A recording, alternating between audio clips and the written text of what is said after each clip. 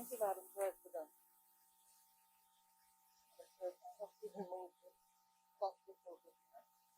Madam President, it gives me great pleasure to rise in support of the compendium of financial bills before us today, as well as to support the midterm budget of the government. Now, Madam President, much of what I had written here has been said already, so I will try to go through and be fairly quick.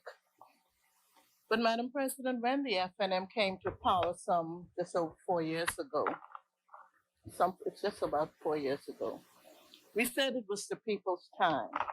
And I'm proud to stand here, Madam President, and say that it is still the people's time.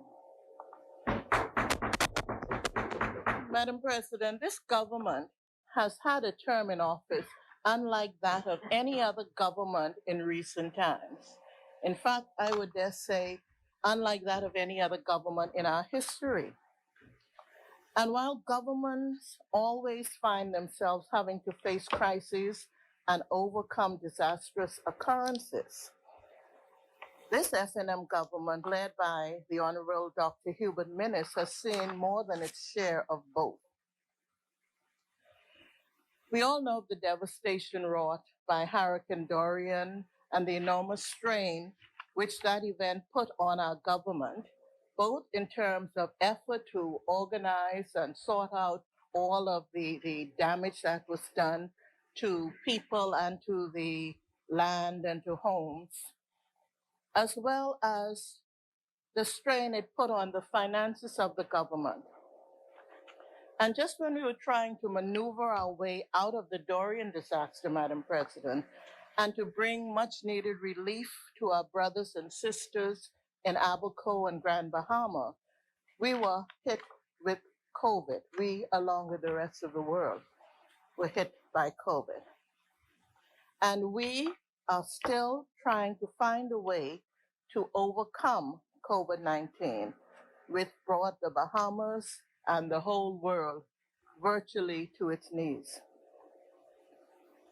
Now, Madam President, I noted that a speaker before me had a lot to say about what we met, how good things were when the Free National Movement came to office.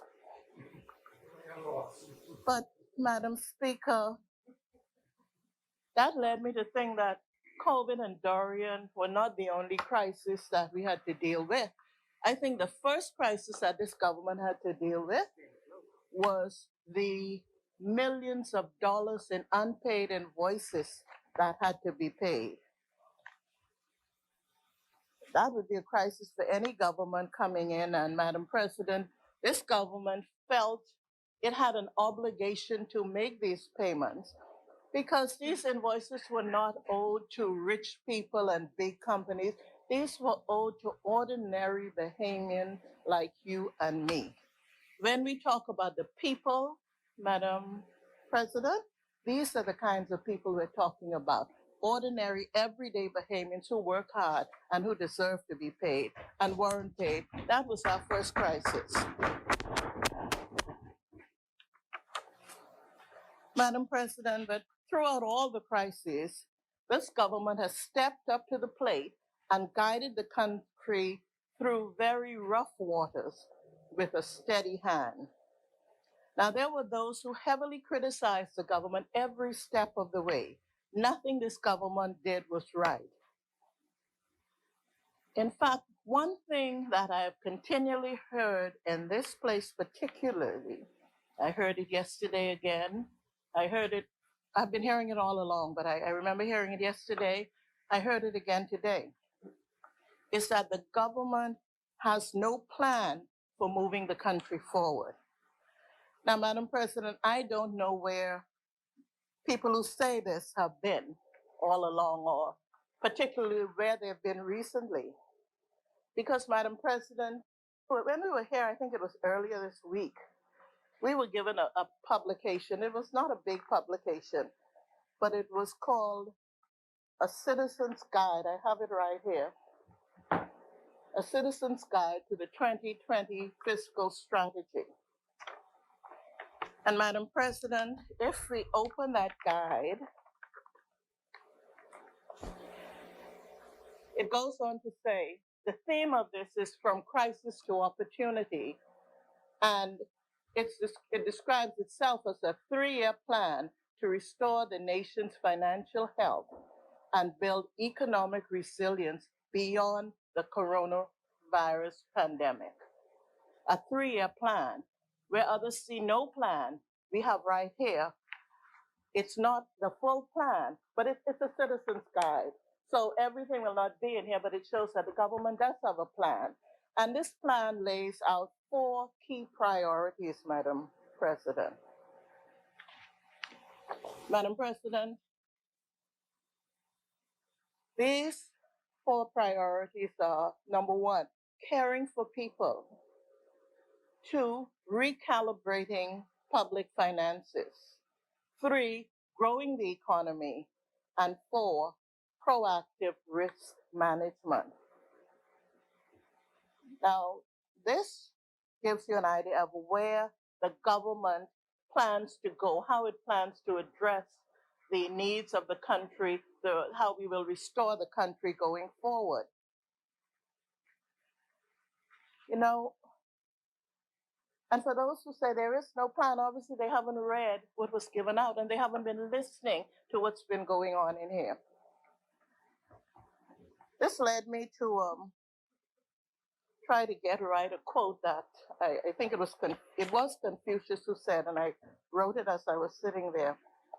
If what one has to say is not better than silence, then one should keep silent. And Madam President, a lot of what was being said, not only that there's no plan, but the criticisms along the way, I think those who said it would have been better off, would have served themselves better if they had kept silent. Madam President, I just want to talk about the first of the key priorities, and I won't go much further than that because I think my colleagues have been very clear as to where we're going and what was done. But the first of the key priorities, caring for people, and it says that the government plans to maintain a dynamic COVID-19 response that will save lives, provide the necessary safety net and support for the vulnerable, and reduce the hardship faced by families. That's key priority number 1. And Madam President, so we ask ourselves, has the government done this? So let's have a look briefly at the facts. Once that it was determined that the world was in crisis, this government immediately put in place the framework, the constitutionally approved framework for addressing the crisis. It then put together a dynamic team of medical professionals who had the experience and the expertise to guide the government through the crisis. And even more importantly, having done this, the government made a decision to build a partnership with our medical professionals and to be guided by them. For you see, Madam President, even though our Prime Minister, who is the competent authority under this constitutional framework and who is ultimately responsible for what is happening and how we address it, even though he, like you, Madam President, is a medical doctor, he realized that this was not his area of expertise, and he needed the help of world-renowned professionals such as Dr. Mercelin Dahl-Regis, who led the team and advised the government and who guided us steadily and carefully with good results through that pandemic. And Madam President, I think we should all be grateful to, she's now Dame, or she will be soon. Anyway, to Dr. Dahl-Regis for the assistance. She got some high order. You see, well, since y'all never gave me any, so I don't know the difference. I never bothered to think when I saw she was the highest one. So I thought it was the highest order, but she got a well-deserved recognition, a very high order. And I think we should all always be grateful to Dr. Dal Regis and her team and all the men.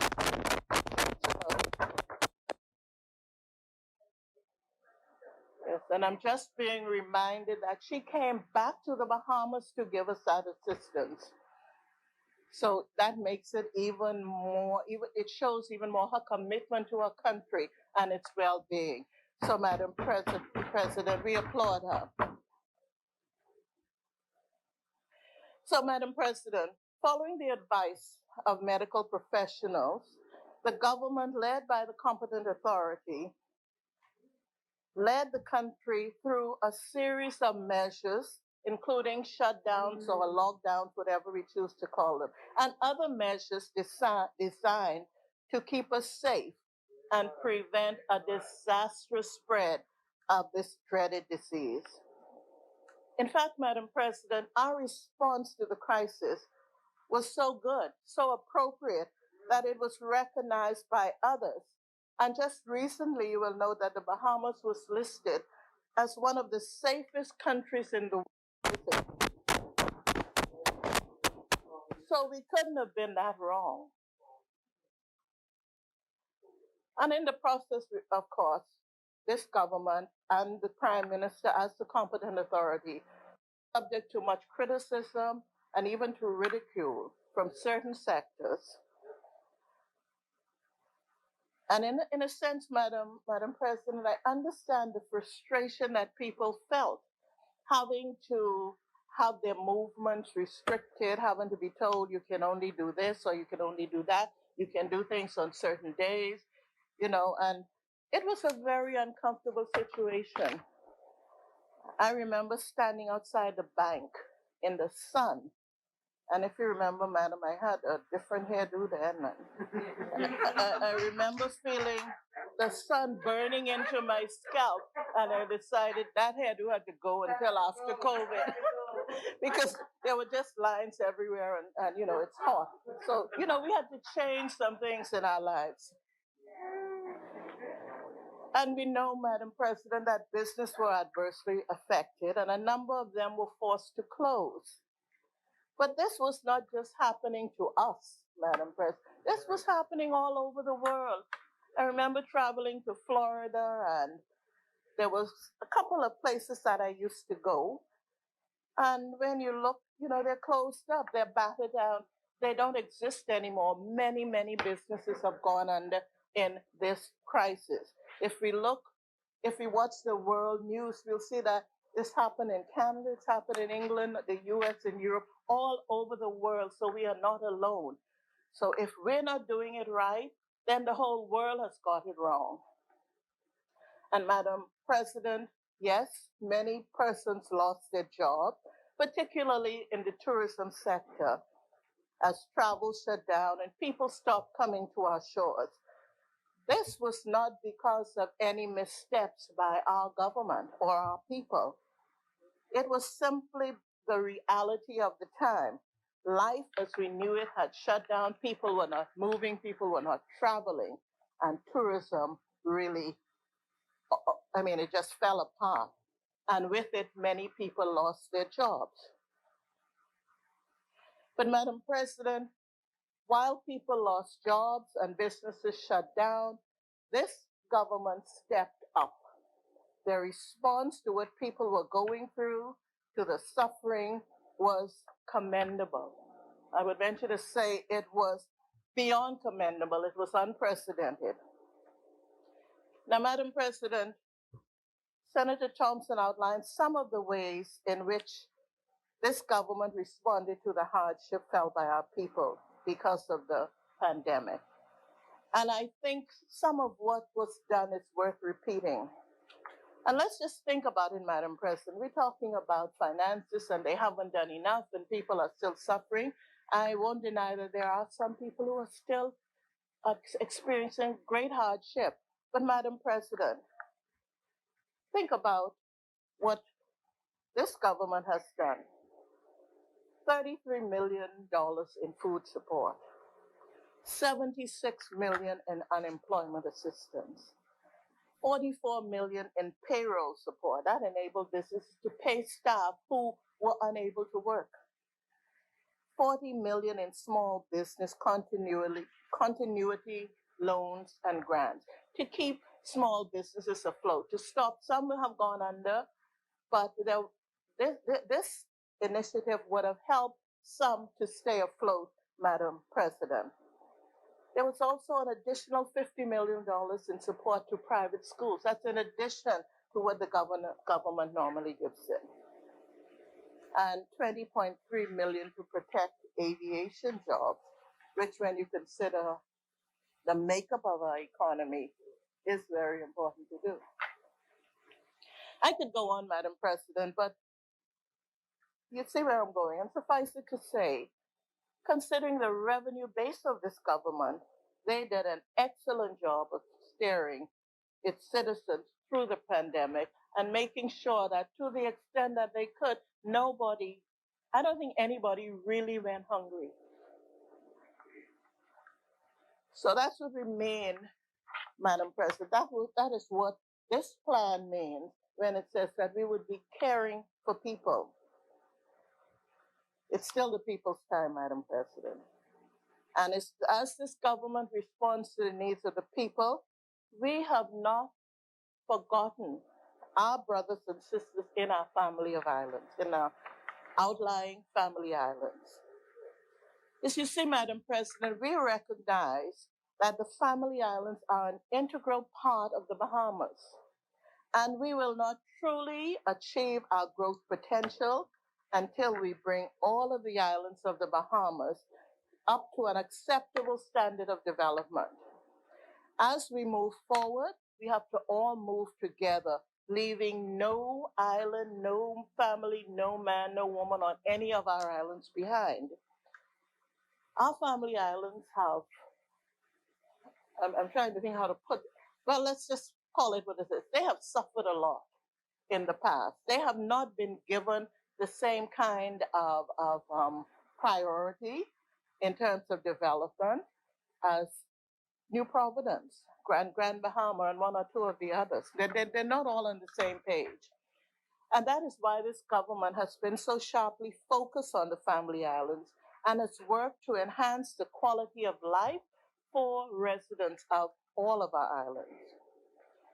So, Madam President, despite the challenges faced by this government, despite Dorian, despite COVID, despite all of the money that the government had to spend, we have seen essential infrastructural works continue to be undertaken by the government, not only in New Providence, but more particularly in the family islands. We've seen roads, we've seen bridges, airports. Virtually every island has been touched. Long Island, Eleuthera, Exuma, Andros, not to mention Grand Bahama and Abaco, which are being virtually totally rebuilt under the guiding hand of the authority of the Disaster Reconstruction Authority, now led by Minister of State Pakeisha Parker.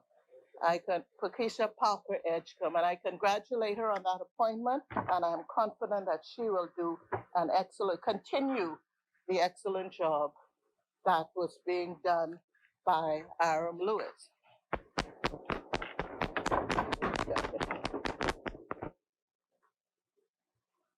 And Madam President, to make life more convenient, we are now putting services in our family islands which residents previously had to come to New Providence to access.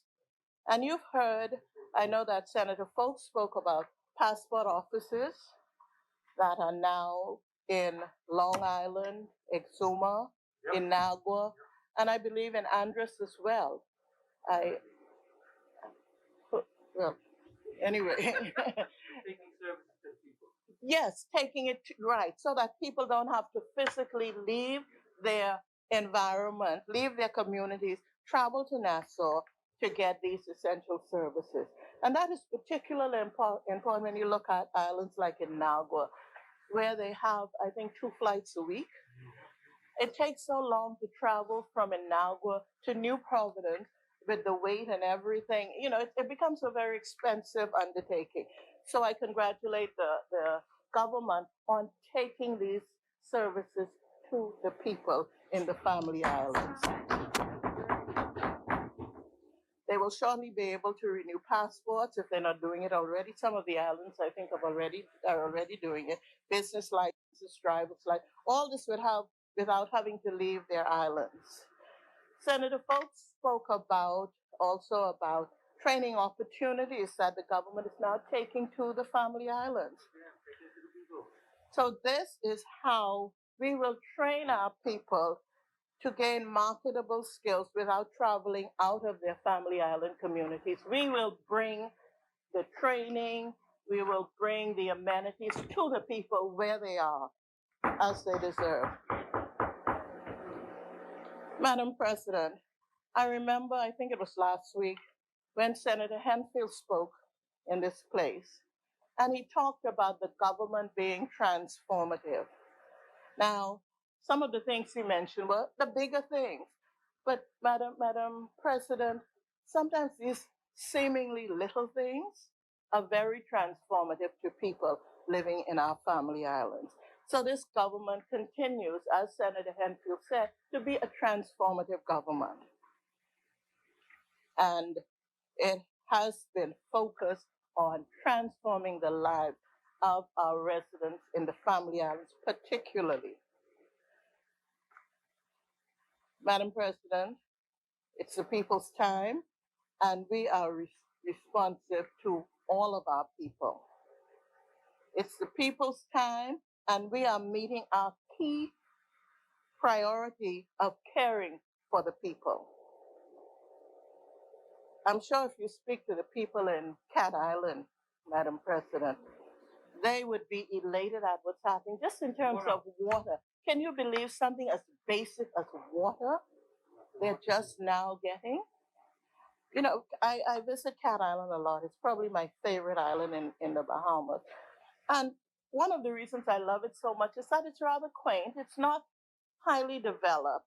It has that quaint island feel, and the people have that kind of island spirit that I grew up with. But even with that, Madam President, water, that shouldn't have to be one of the things that you have to look up in the sky and wonder, my Lord, when is it going to rain? Because my water tank is low. But I applaud this government on recognizing that and bringing something as essential as water to the people of Cat Island after all these years and under the leadership of people who were in a position to give it to them but didn't.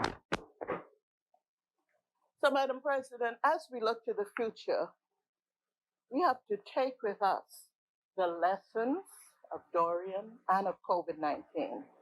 As bad as these events were, Madam President, they have taught us something. You know, they say every cloud has a silver lining. And there must be a huge lining around this cloud that we just went through over the last year, because we came through a very dark period.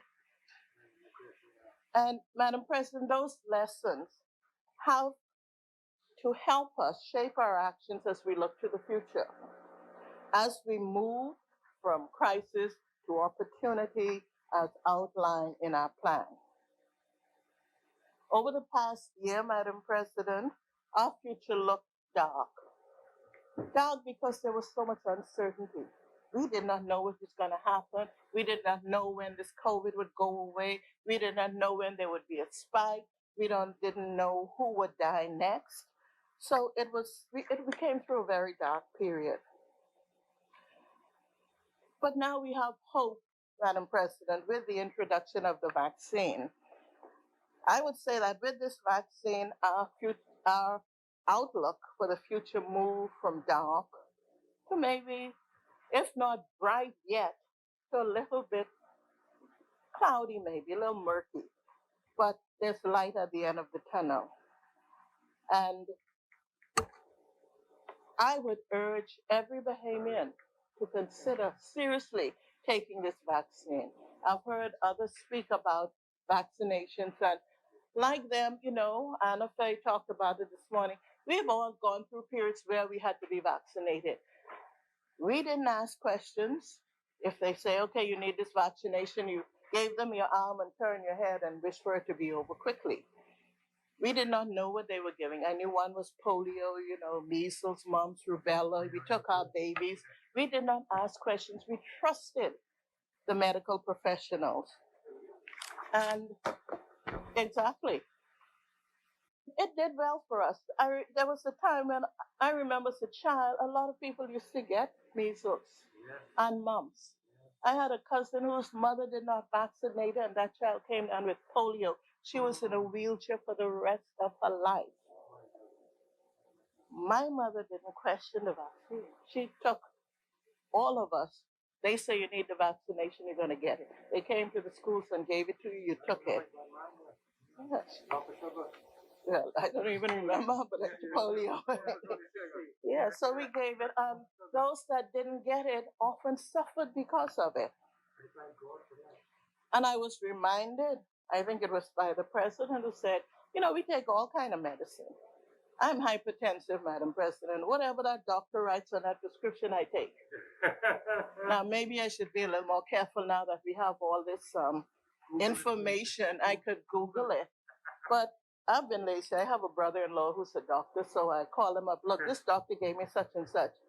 Any problem taking it? And if you say, go ahead, I take it. So you've come over time to trust medical professionals. And I always say, if I could have lay on a table and have them put me under, do whatever they were doing, and when I woke up, I was okay, then I could take that vaccine. I trust them. Yep. So, Madam President, the vaccine gives us hope. It gives me hope. And as we look to the future, Madam President, we must take all that we've learned with us to try to make our future better. What have we learned from these two major crises? We've learned that we have to be more proactive in our response to hurricanes. And I believe, Madam President, that NEMA has already been reorganized to take that lesson into account.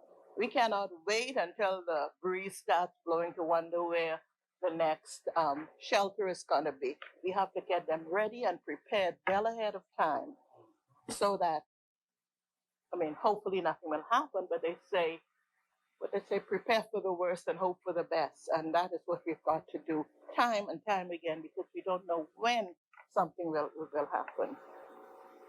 We have to ensure that our building codes are strong and strictly adhered to. And again, many of us complain about this. Why I have to do this? You mean this inspector coming around? He's telling me I have to do the roof in this way. I have to put that beam in that way. I'm quite happy with it. Who can pay for it? No.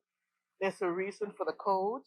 So it's the government's duty to make sure the codes are strong enough, and it's our duty as citizens to adhere to the codes. And our shelters, of course, must be stronger than they were proven to be and better equipped.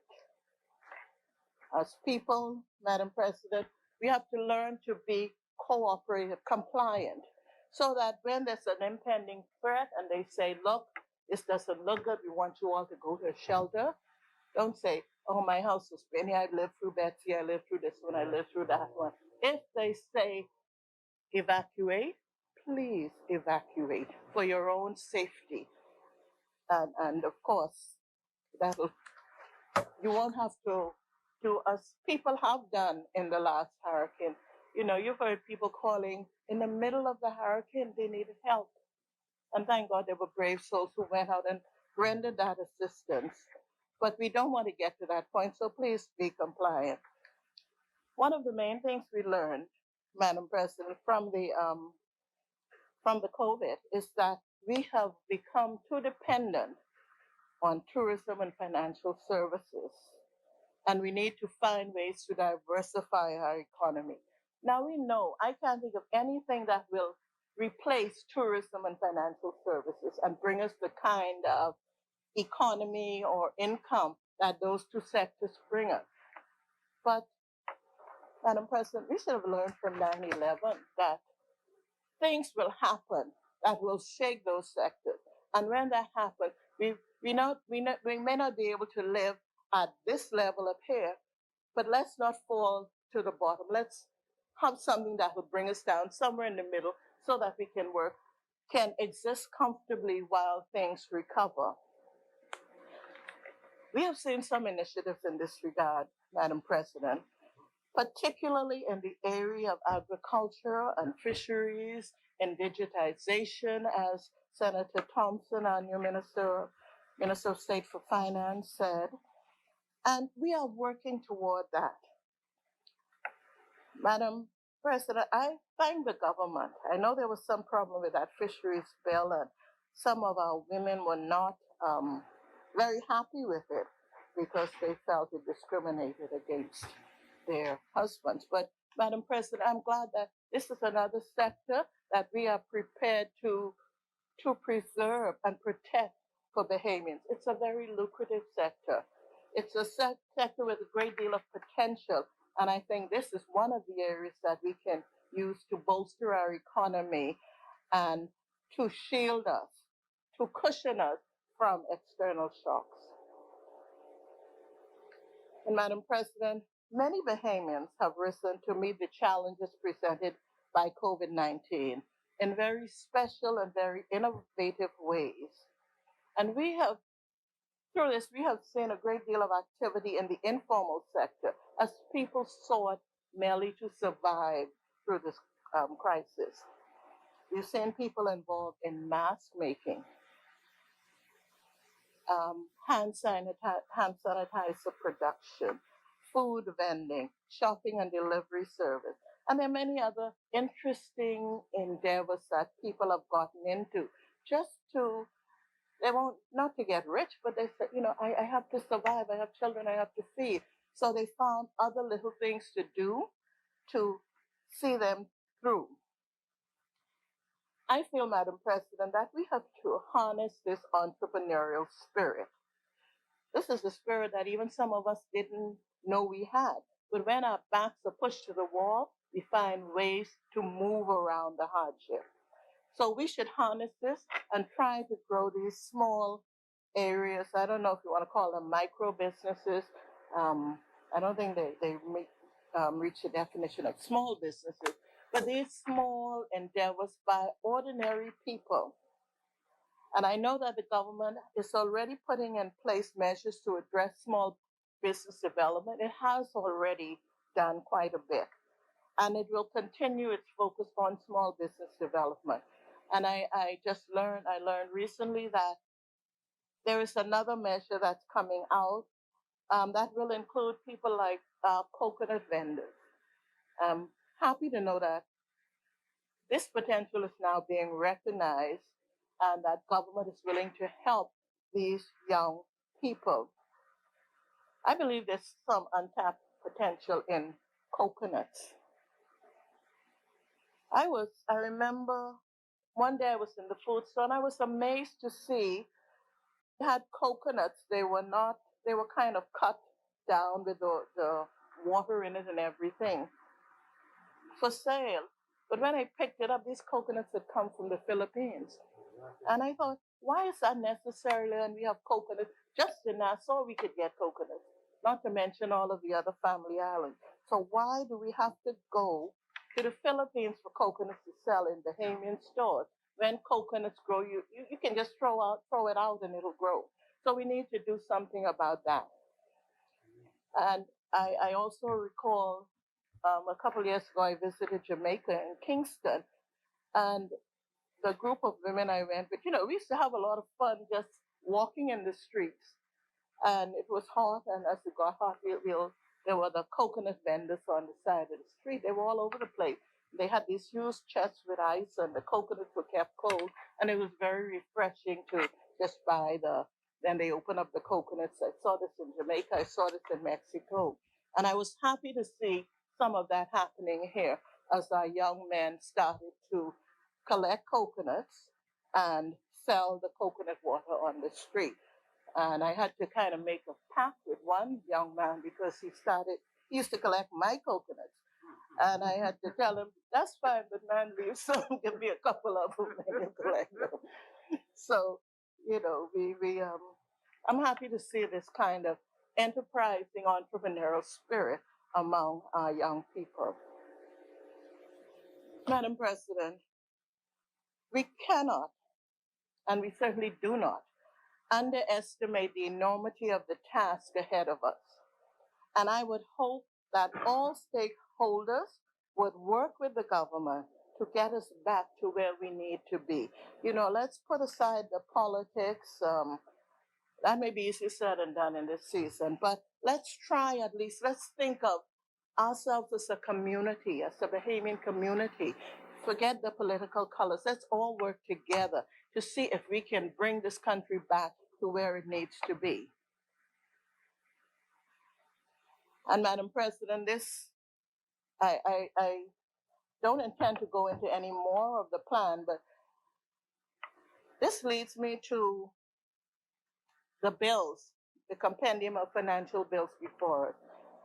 And it is extremely important, Madam President, that as we move toward a brighter future in the Bahamas, we put in place stringent policies for financial management and fiscal responsibility.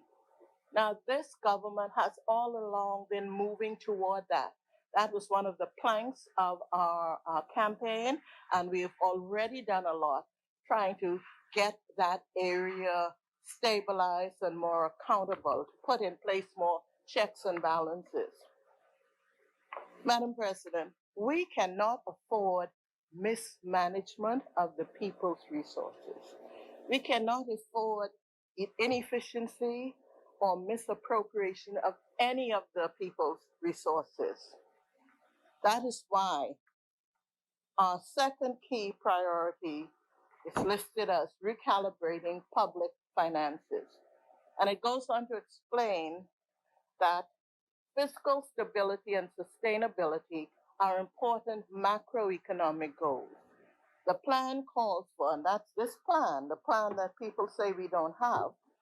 This plan calls for better tax enforcement, reforming state-owned enterprises, more focus on public-private partnerships. That was also spoken about, I think, by Senator Thompson, for crucial infrastructure, and also sustainable debt management. All these are very important if you're going to move and get a well-organized, well-run, well-managed country. So it is important, extremely important, Madam President, if we are to rebuild our economy, if we are to rebuild our country in a sustainable and effective way, we have to pay attention to the things that are set out in that second priority. Now, the Minister of State for Finance has already explained what that is all about, much better than I can, and I will not even attempt to do it. But, Madam President, the government's plan, the COVID vaccine, and I think the mindset, the entrepreneurial spirit of the Bahamian people gives me great hope for the future. It gives me hope that we will get beyond these challenges that we have been battling over the past year and almost year and a half, and that we will indeed move forward to build a better country for ourselves, for our children, grandchildren, and those that come behind us. Madam President, the late President Franklin D. Roosevelt once said that we have always held to the hope, the belief, the conviction that there is a better life, a better world beyond the horizon. And Madam President, I also have that hope. I have that belief, and indeed that conviction that with the continued steady hand and caring heart of our Prime Minister, the Honorable Hubert Alexander Minnis, that there is indeed a better world for us in the Bahamas. and a better country, a better world ahead of all of us as a global community, but more specifically, that there is a better country, a better Bahamas, not far beyond the horizon for all of us. And with that, Madam President, I support the bills and I support the midterm budget. Thank you. As many, the chair recognizes Senator Bostwick-Dean. Thank you, Madam President. I don't need the left turn. Thank you, Madam President. Thank you, colleagues.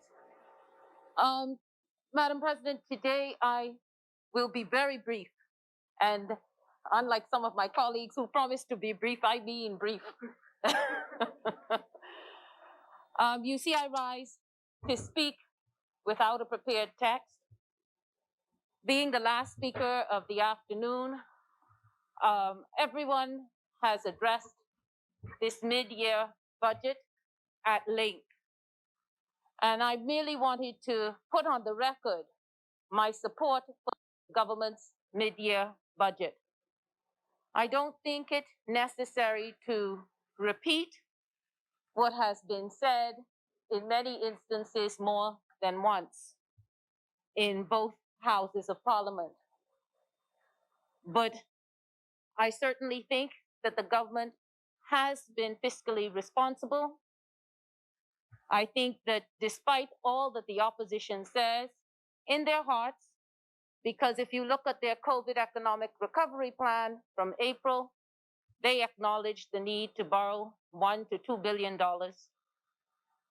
They knew that the COVID recovery plan would be costly and that the country would have to go into debt.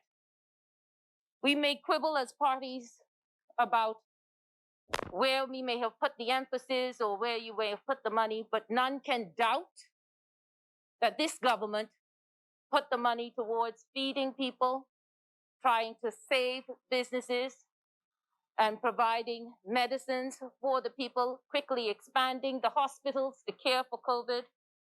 There can be little doubt. The evidence is on the ground.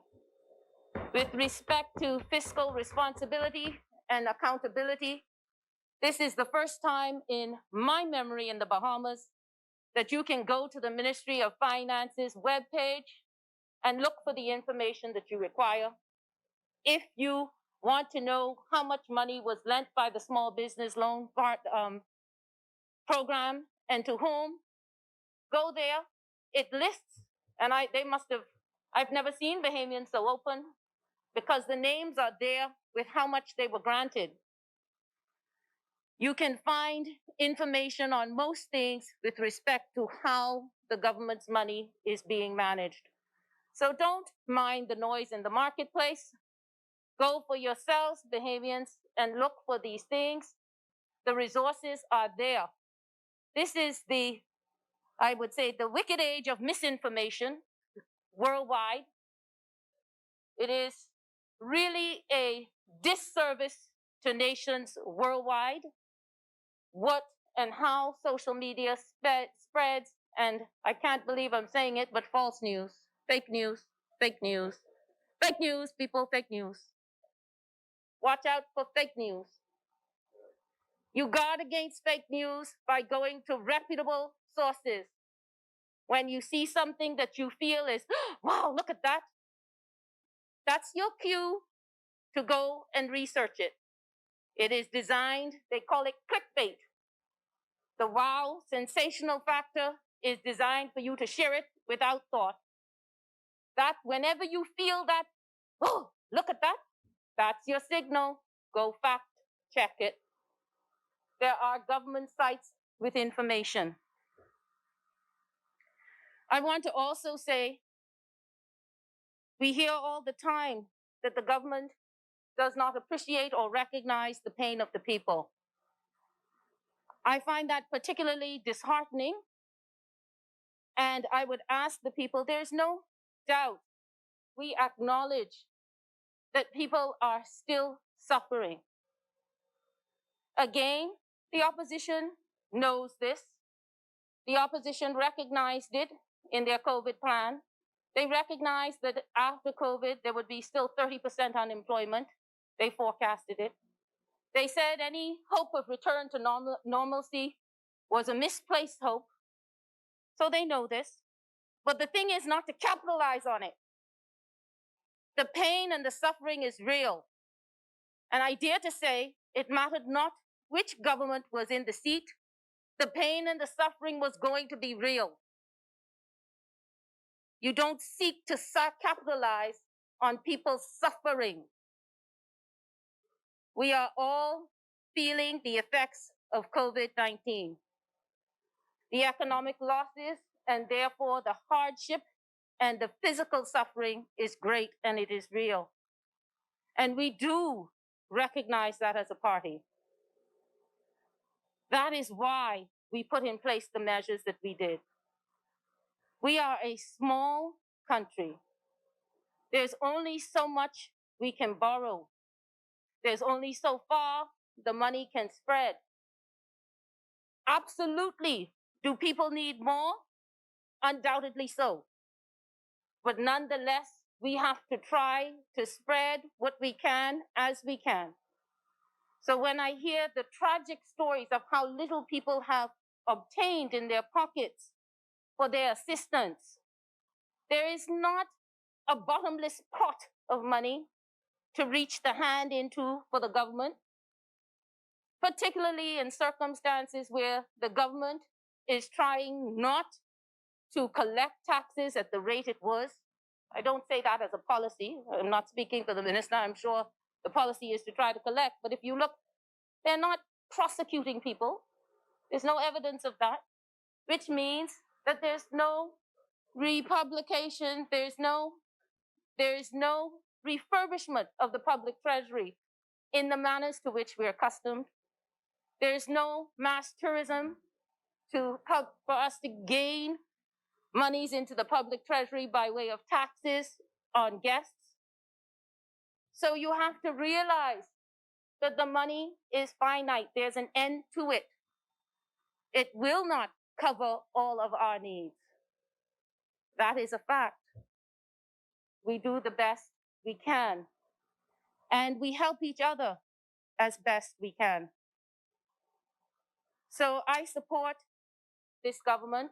I support the midterm budget. And I just, of course, would take this opportunity to again implore us to take the AstraZeneca vaccine that is available in this country. The noise in the marketplace, it is sometimes disheartening when I hear some of the commentary. We, as predominantly brown people, and I say it, and I perhaps say it not as politic as I should or politically correct as I should, but we would want to discriminate against the vaccine from India, the brown people. India creates 80% of the vaccines in the world. Most of the vaccines that we take or that we've enjoyed protection from were made in India. My people, please, again, don't discriminate against India, and certainly don't discriminate against them because they're the brown people. I could say a lot more about that. There are parties in this country that speak openly about race, and who supports what. But, you know, this is not a color thing. In this case, ironically, the vaccines from the Western world, the European world, are made in India. So please don't discriminate against the vaccine on that basis. Please, as well, we hear all about these nations, mostly European, Nordic nations, which have said they're not any longer administering the vaccine. Those worldwide, and again, please, don't just share Denmark stopped, whatever other country stopped, whatever other country stopped. Go beyond the clickbait headline. Who hasn't stopped? who is still sanctioning the vaccine. The European Union regulatory agency has just sanctioned the vaccine. The UK regulatory agency has sanctioned the vaccine. The World Health Organization has sanctioned the vaccine. PAHO has sanctioned the vaccine. They represent blocks of countries. When you look at it, the recent numbers this morning was something like 40 people worldwide out of 17 million people have suffered thrombosis, blood clots. 40 people out of 17 million people.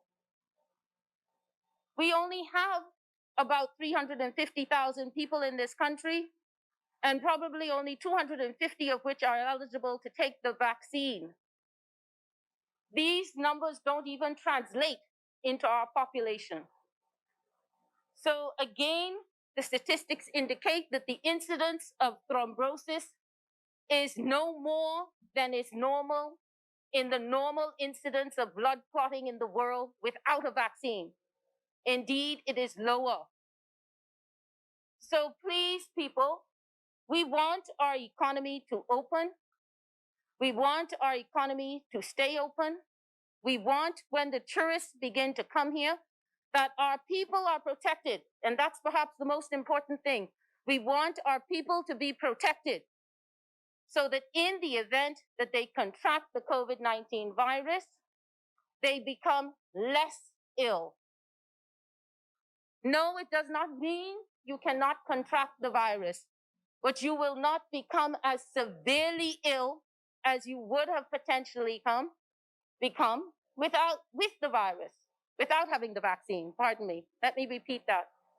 Taking the vaccine means that although you might contract COVID, you would not be as ill as you may have become if you did not take it.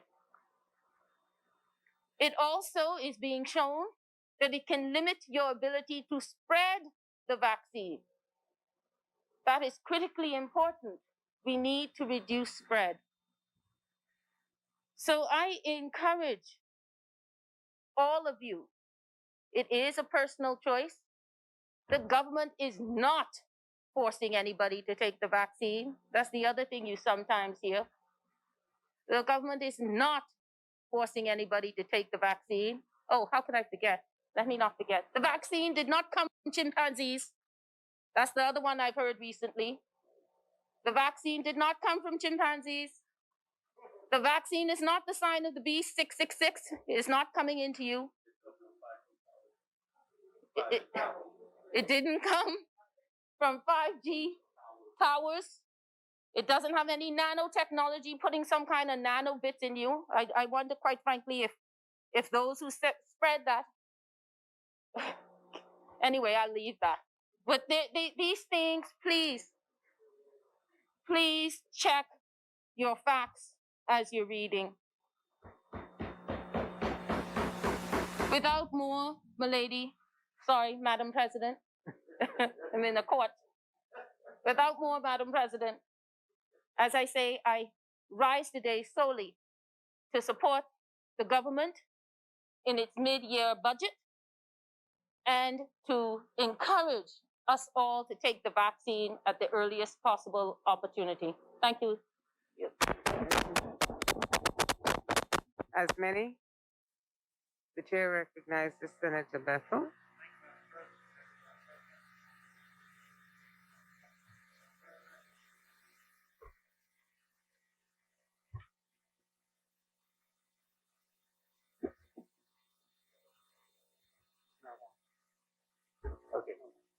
Thank you, Madam President. Madam President, it gives me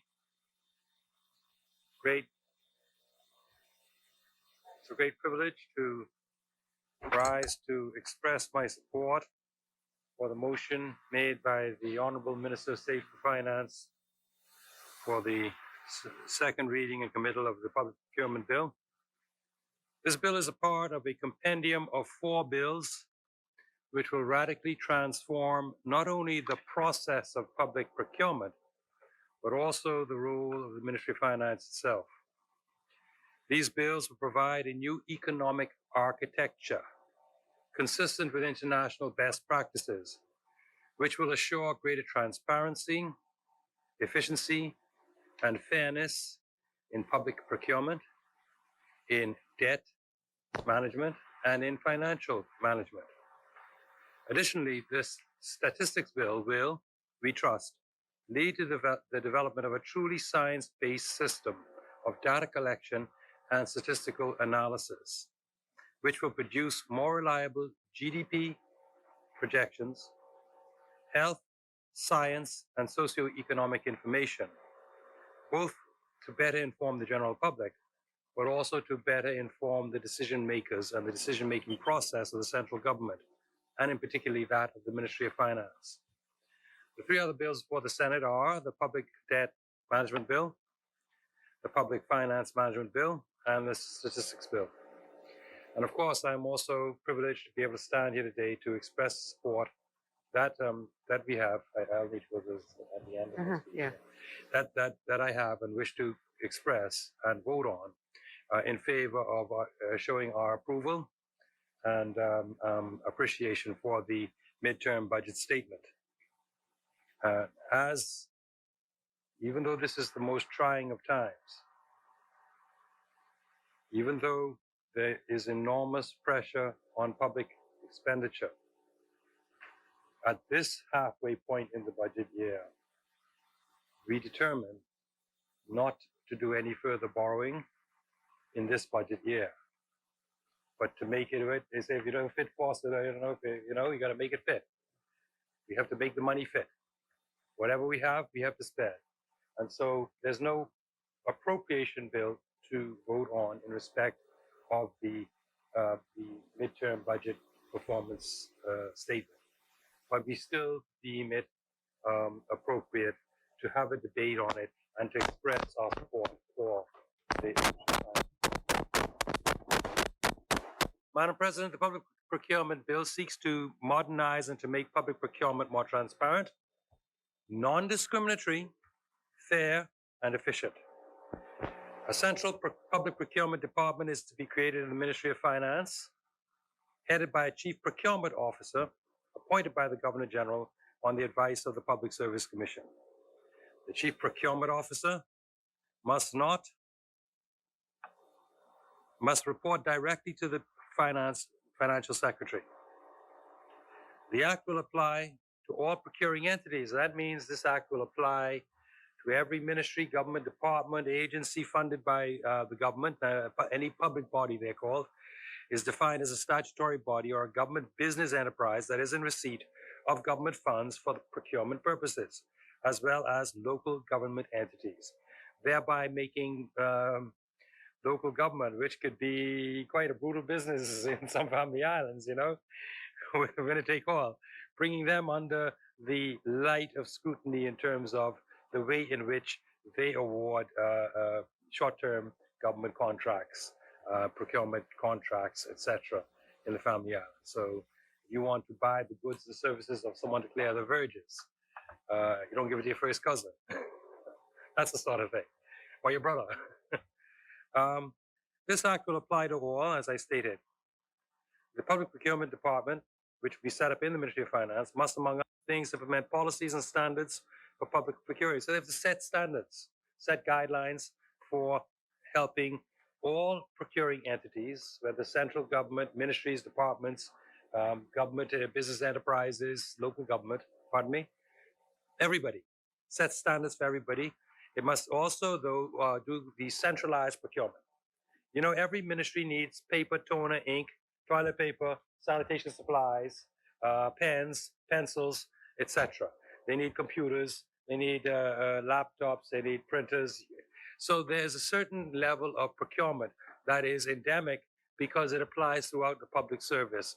And rather than having each ministry procuring and going to, say, a micronet or the computer, Computype, and seeking to get an individual quote for their little ministry where you're bound to have a higher price. We've set up now formally and legally in this bill, because it was done unofficially by the former government and continued unofficially by us, a central procuring unit, which will buy bulk purchases of essential supplies that are needed throughout the web and woof, if you will, of the public service, throughout the entirety of the public service. And so therefore, because you're buying higher bulk, you get a lower unit price. That is the intent. So to bring greater efficiency in procurement, the web and woof, I think it's called, talking about how you knit a basket.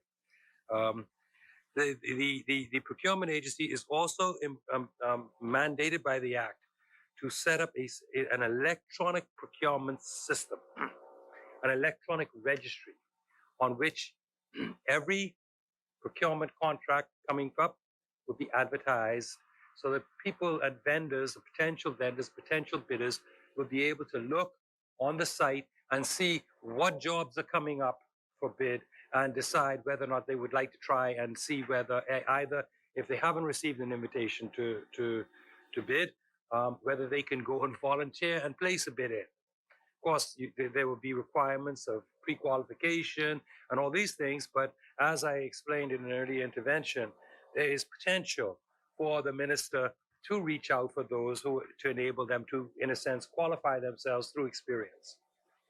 The whole point about the bidding process is that you have a level of competence. Madam, yeah. You must have a level of displayed competence, or at least potential, to perform the service, if you will, that you would wish to tender for. And so there is sufficient flexibility in there for the government, the procuring entities, to grow vendors. Much has occurred. I well remember certain major contractors now who 10 years ago, or 20 years ago, were hustling to get a job. They were happy to get a job to build one piece of wall or a painting job. People like Floyd Wilmot. But given jobs and opportunities, they have become major contractors in this country. I think of Kenneth Walcott, very talented people, but they never got a break. They never got a chance.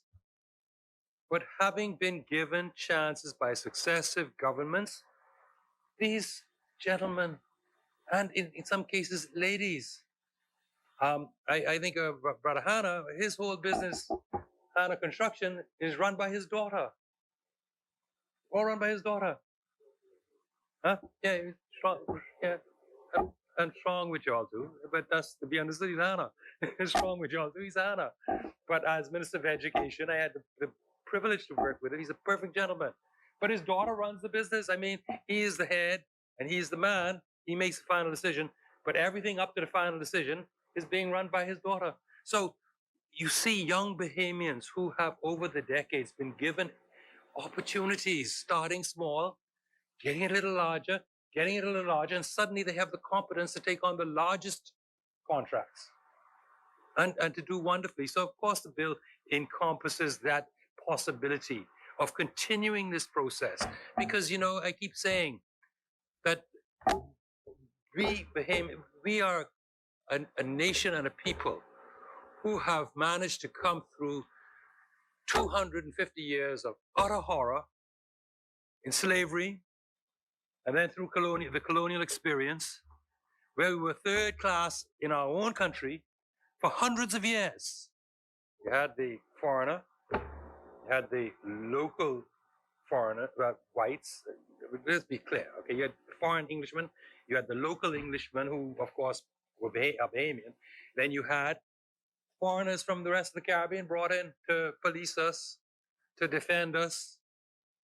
And then what was us? The hewers of wood and the drawers of water. That is what history bequeathed to us. But as a people, we have transformed this archipelago into a land of golden opportunity for every Bahamian, irregardless, let me say, as Sir Roland Simmons used to say, irregardless of their race, their ethnicity, their parentage, irregardless of their nationality, once they are Bahamian. And the Bahamas comes first. So You know, it's a beautiful thing. And this act is not in any way going to impinge on that, because we did have to teach ourselves to pull ourselves up by our non-existent, by our bootstraps when we didn't have boots to have straps in. But as a nation, we did that. We did that. We came in, we met a colonialized public service. What did we do? So Cecil Wallace Whitfield and all of them were bands of brothers that brought about that change with Sir Lyndon. What did they do? They say, well, I don't care. You can't talk as good as Englishmen. Englishmen, you got a certain amount of time you need to go. We're putting Bahamians there. We didn't have the boots, but we found the straps to pull ourselves up by our non-existent boots. And we made a better country because of it. This act will in no way impinge on that. So we're setting up an electronic bidding system that means that every person who is interested is able to access that and put in their bid, or request an opportunity to be allowed to put in their bid.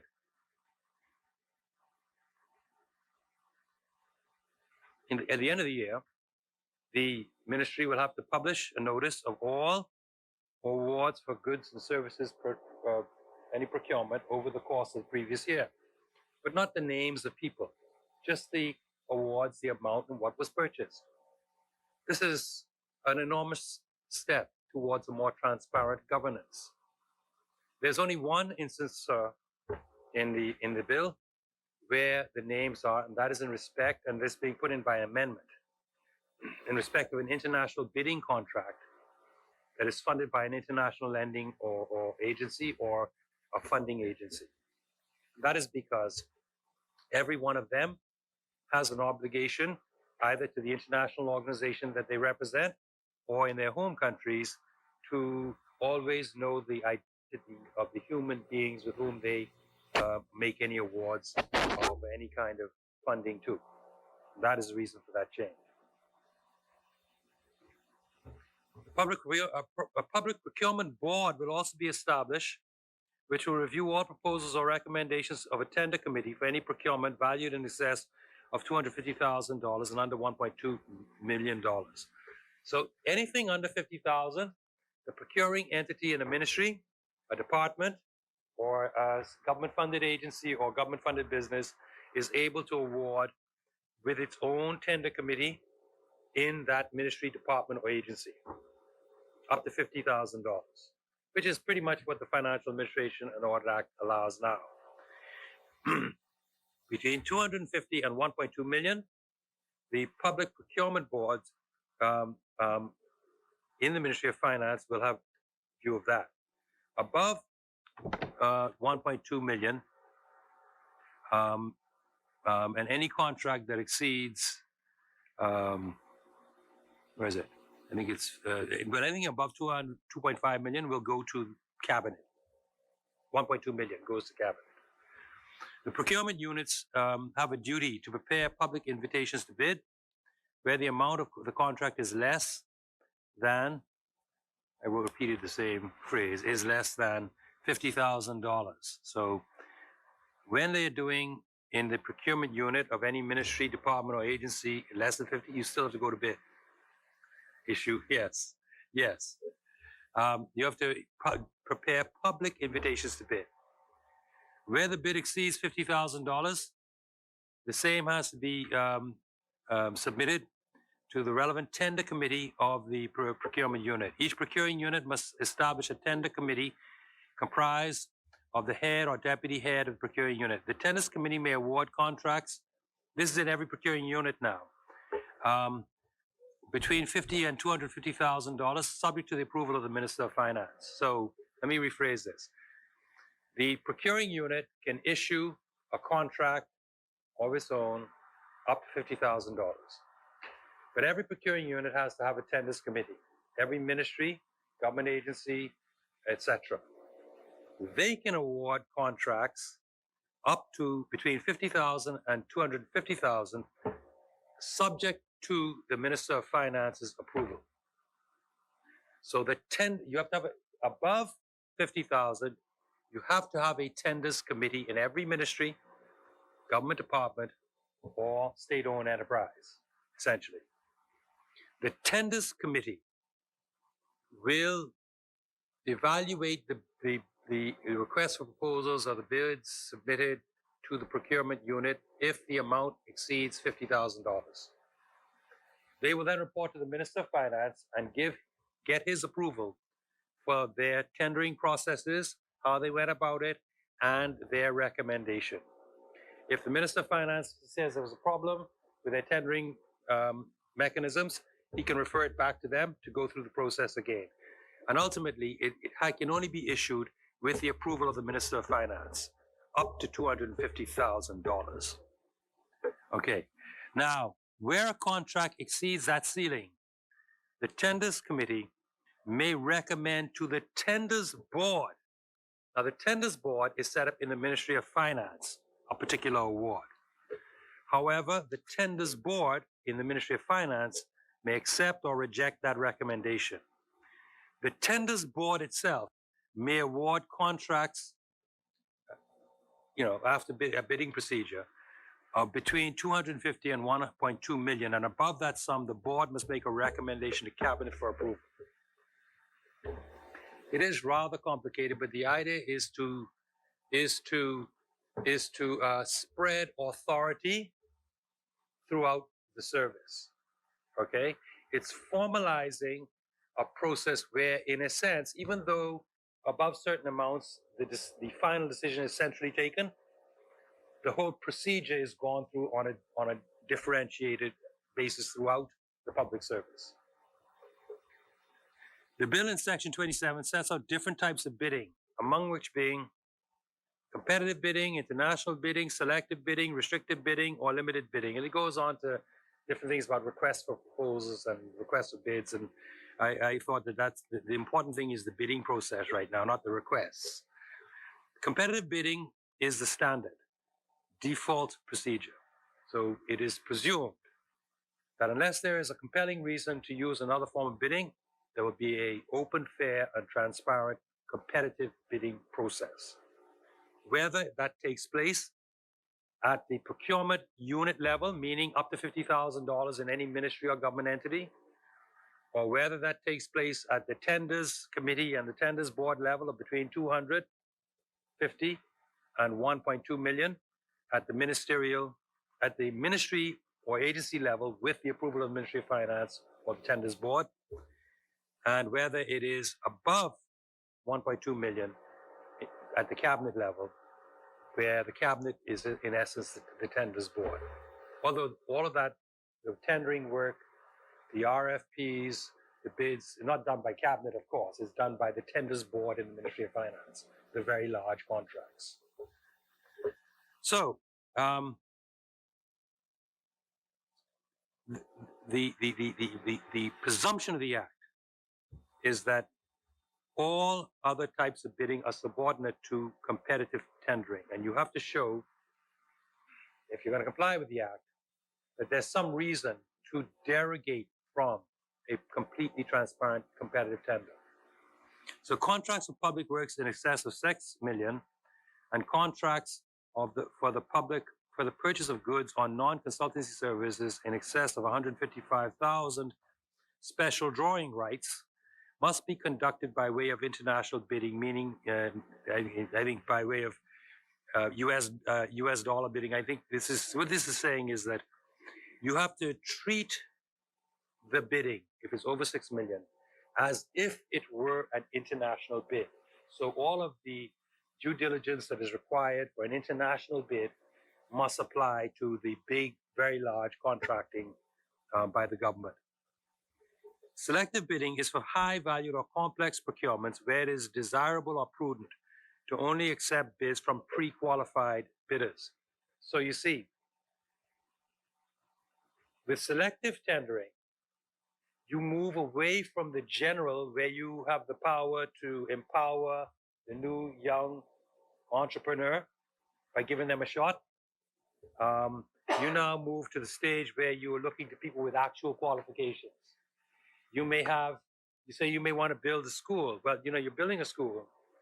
A person must not only be a contractor, they must also have the ability to manage a job, meaning you not only are able to build the structure, you're able to either read the overall schematics of the plan to know where to lay the pipes, where to have the ductwork put in, where to put the plugs and the utilities, where to lay and how to lay the air conditioning. Now, you wouldn't have the skill to do all of those, but you have the ability to read a plan in its totality, to know which subcontractors to go to put together a complete package when you put your bid together.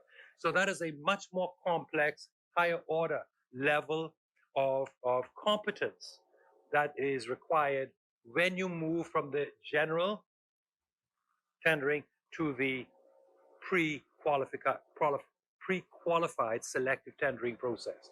But if a minister, and ergo the government, wishes to have a major high school built, let us say to replace a failing, let's say a C.H. Reeves, or no, C.H. Reeves done a lot of work on, maybe H.O. Nash, or government high school is the best example, prefab structure, or L.W. Young, and Fox Hill would know what I'm talking about.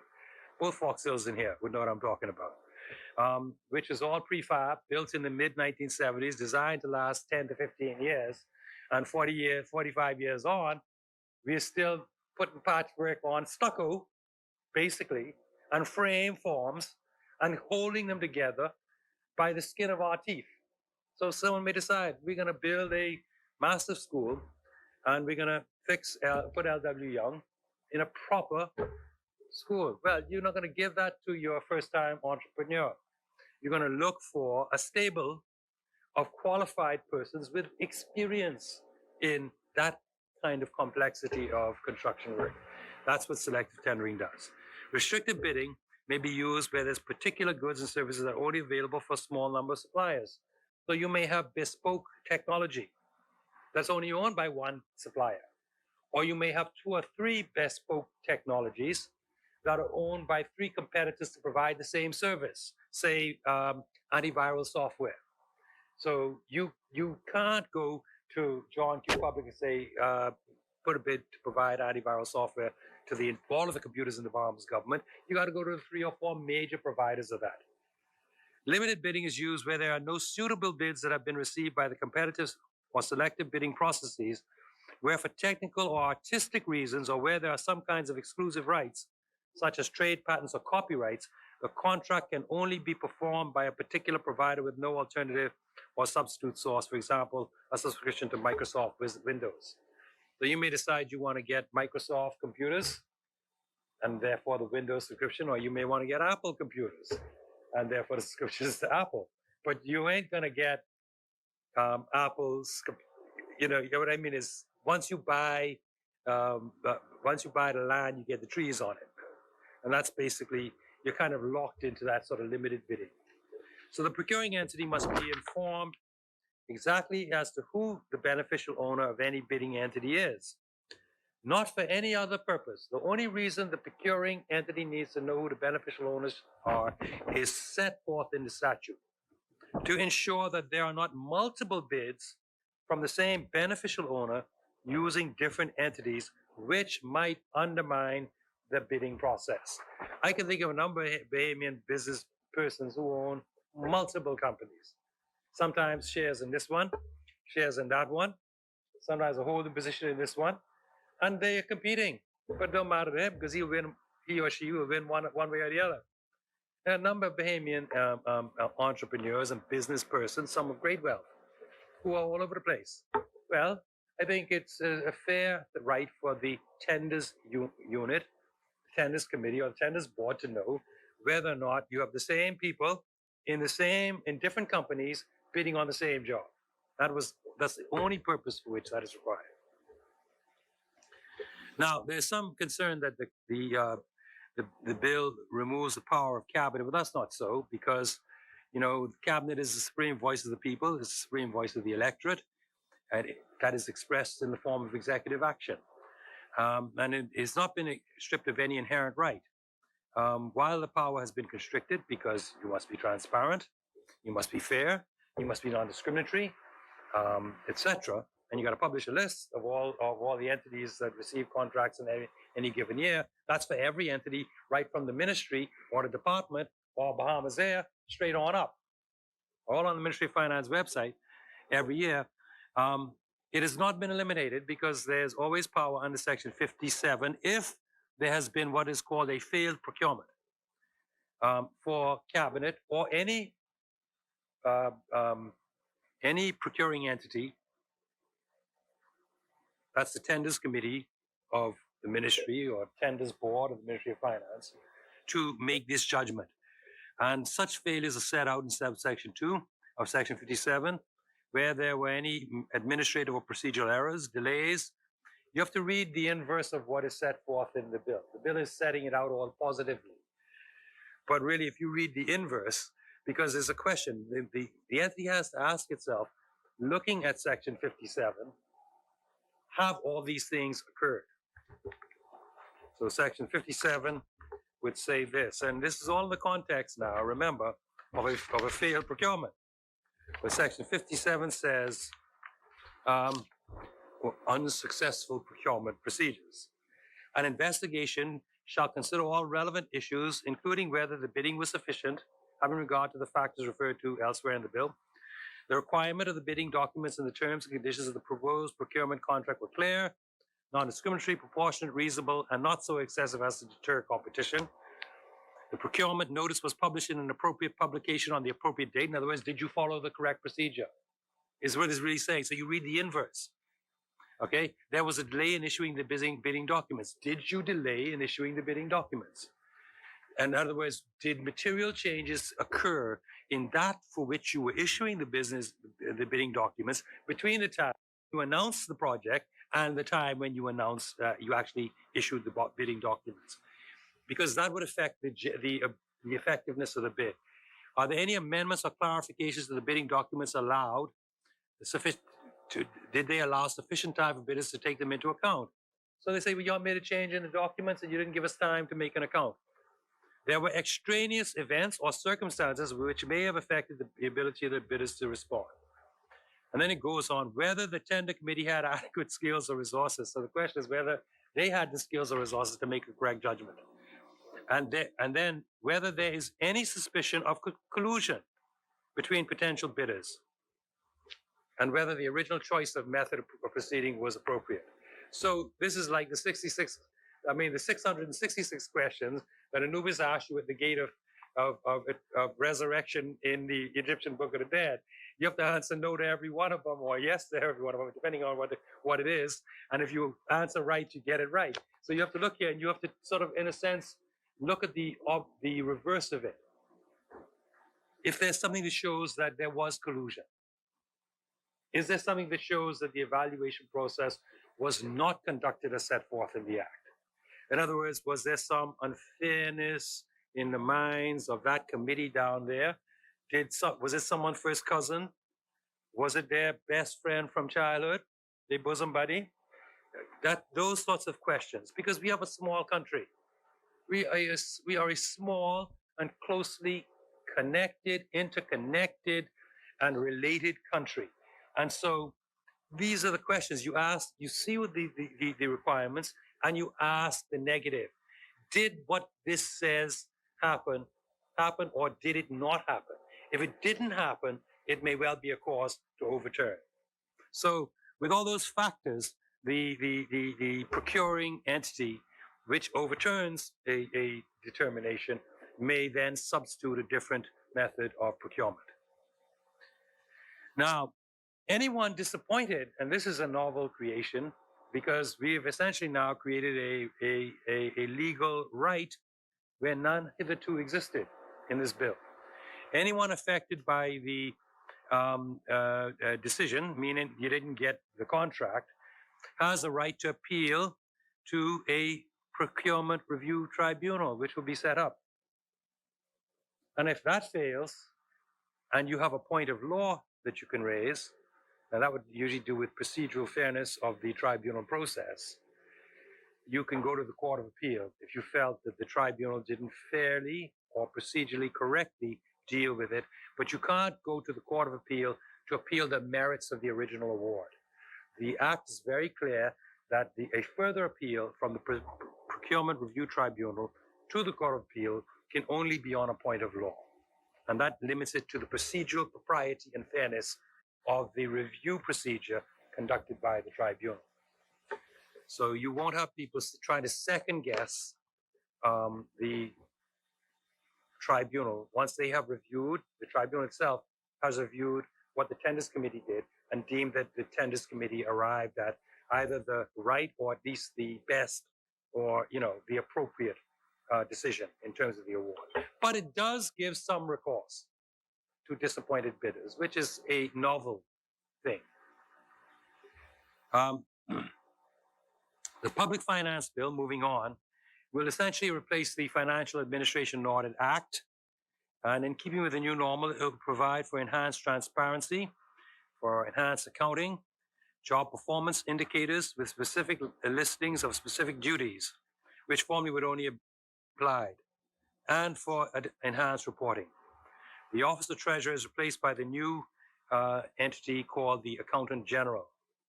The requirement for enhanced financial reporting at the end of each budget year have been specifically set out in Section 72 of the Public Finance Management Bill. And Section 74 requires the publication of annual audited financial statements and accounts on the government's official website. This is of all of the contracts that have been and awarded, and all of the accounts of the ministry on their website under Section 74. But they must be annual audited financial statements and accounts. So in keeping with the general law as we understand it as to what is the meaning of the word accounts in law, it refers to audited accounts. The requirement, as I said, Section 75, though, leading directly from the publication of audited accounts on the ministry's finance, we see here, and this will have to be a new item of interpretation now going forward once this bill is brought into force, in terms of the now expanded powers of, that will be greatly expanded powers of the Public Accounts Committee of Parliament.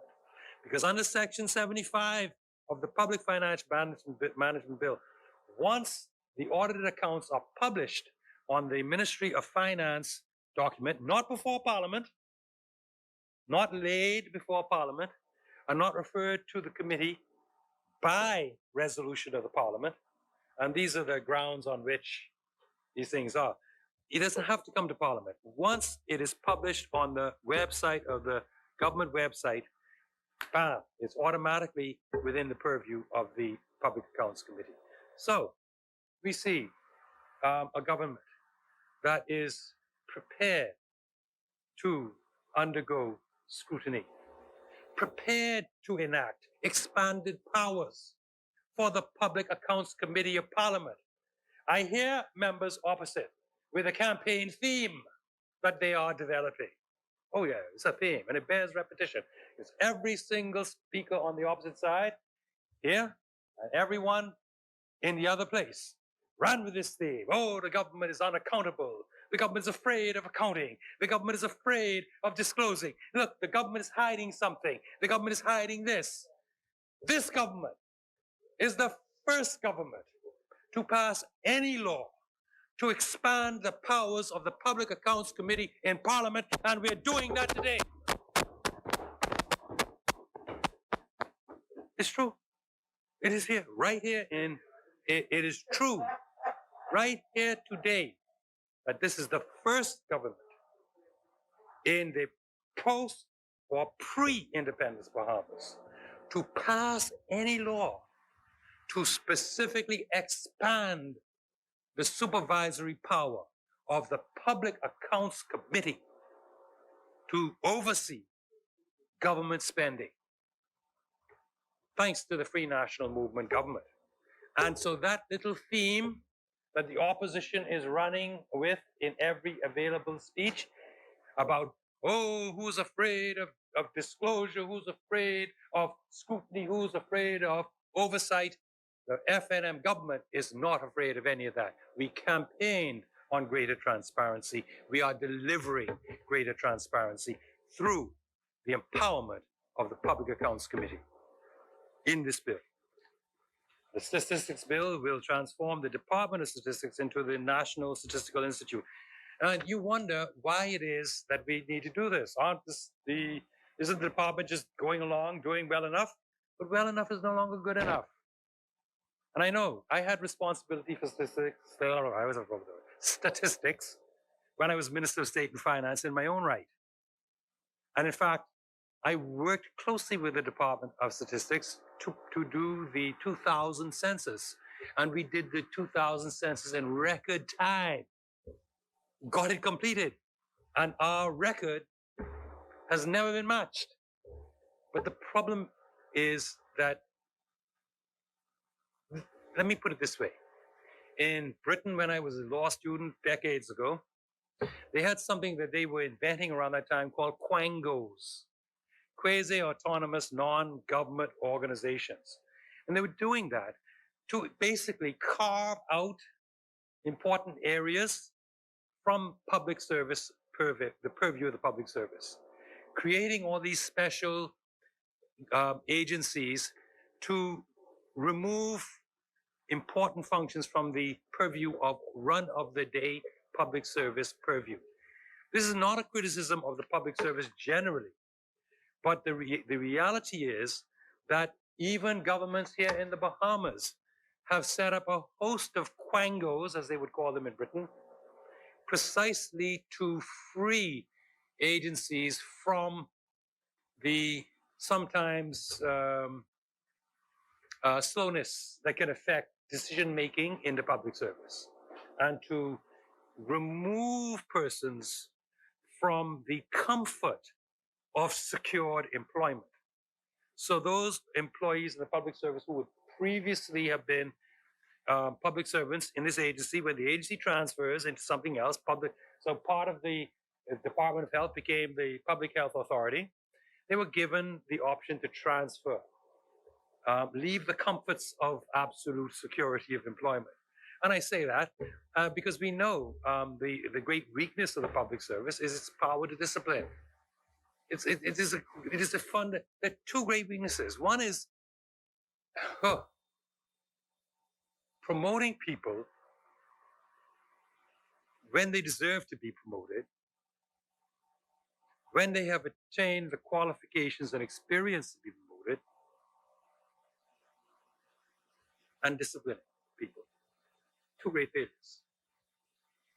And between the rocks of Scylla and Charybdis, where you have persons working but who are frustrated because they're not going where they should be because of the slowness the system works, and that's Scylla and Charybdis. The dragon, one is the whirlpool, one's the dragon. Right? You have persons who commit all sorts of misfeasance at certain points in the public service, and you can't discipline them. You can't terminate them. I think particularly the Verbal couldn't terminate this man who, because he was only on leave in the public service, got bail, skipped the country, had to be extradited back there. What you have to do to be fired from the public service, God only knows. I think General Order says you have to be actually convicted. But any employer may say, look, I see enough here to see that you are unsuitable for this job anywhere else in the world. I may not have all of the evidence, but I have enough to connect some dots. I think you need to find another job. So these quangos were developed to get around this difficulty. We inherited many things from the British. And the public service is one of the great institutions we inherited, but it needs reform. Otherwise, it will continue to see governments pulling functions away that could properly be performed, because the vast majority of public servants are hardworking, dedicated, career professionals who are beyond capable of performing their functions if given a chance. But coming to promotions, it is a deep frustration to me that I have heads of units who are doing stellar work, can't get promoted. Why? Well, Minister, um, you see this one who you suggested to be promoted head of unit now? We had to write 10 supersession letters. I said, let me see who all you write these supersession letters to. I said, but these persons are not performing. They're not heading units. They're not leaders in their groups. Why should somebody who is the head of a unit, who is organizing, deploying numbers of attorneys within their purview, why can't they be promoted? Because of the supersession. Every last one of them 10 has the right to say, because they got in either before, the day before, the year before, but they're not functional. And if we don't have a merit-based system for the public service, God help us, because that will be the death knell of public service, because more and more services are just going to be pulled out by governments. And it isn't only happening here, it's happening all over the world. And this is why the international community starts to look at things like having a statistical institute. But the beauty of this is, free of the public service, it is able then to set up a whole board that will involve the input of academia, the University of the Bahamas, of scientists and technical experts. It will have people who have experience in finance, who will be members to this board. And so at the end of the day, from the pain of separation from the public service, we have the ability to grow a true institute that will reflect and have the input of all of the relevant stakeholders, which could not ordinarily be given to a purely public service institution. So that is the ultimate goal of the statistics bill. And at the end of the day, all stakeholders in society, because business people make business projections based on the reports of the Department of Statistics. The government makes projections. The World Bank, the international community, looks to us to provide the baseline statistics that help them to make projections.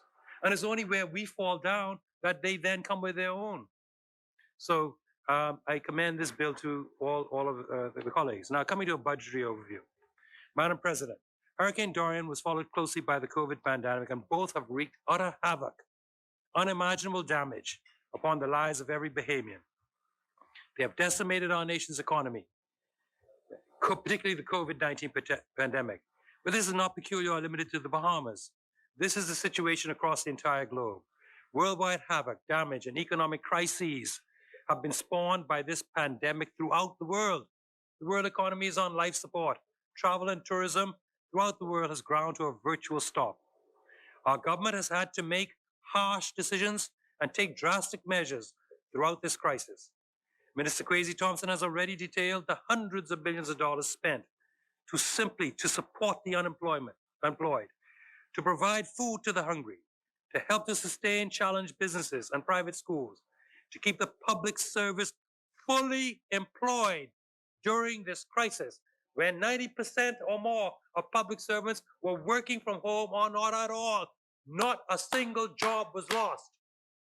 Nobody had their salary slashed. All of this was paid for by the government throughout the course of the last year. No layoffs of government workers, no slashing of existing benefits, pensions, or entitlements, even while we suffered through the worst financial crisis in our history. That record, I'm sure, is unmatched by any other country in this Caribbean region.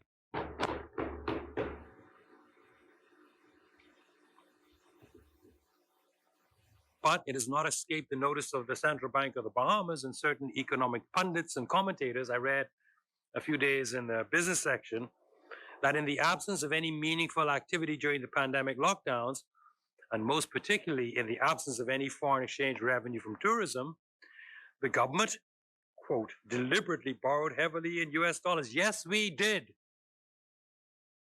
We did it because we had to do it. We had to make the tough choices. The answer to this implicit criticism, if you will, or strong observations that I read in the business section is that any government worth its salt will develop a strategy to ride out every storm that confronts it. We had a simple choice to make. We had to decide whether to borrow in US dollars in order to support the value of the Bahamian dollar and what is called the currency peg of 1-to-1 with the US dollar, and to do so in the total absence, or virtually total absence, of any foreign exchange receipts? Or should we simply allow the Bahamian dollar to devalue, to fall? The consequences of a devaluation of the Bahamian dollar would have multiplied the adverse impacts of the COVID-19 pandemic 1,000-fold with immediate effect. The prices of everything from oil to power BPL, the cost of electricity would have doubled, tripled, or quadrupled, depending on the extent of the fall in value. A gallon of gas could have cost you $20. The cost of the most basic food items could have doubled, tripled, or quadrupled, from a can of cream to baby food to diapers, all of which have to be imported. And what would have happened to the Bahamas had we not borrowed US dollars and had we only spent the existing reserves that we had at that time, about 1.2 billion, over the past year? What happens when the last US dollar in our foreign exchange reserves runs out? No possibility of importing anything. No possibility of importing carnation cream, Pampers, baby food, basic necessities, nothing. No gas, no light, because we don't produce any of these things. And if you don't have a US dollar to exchange for your Bahamian dollar, you cannot buy a US good. That is the peril of devaluation.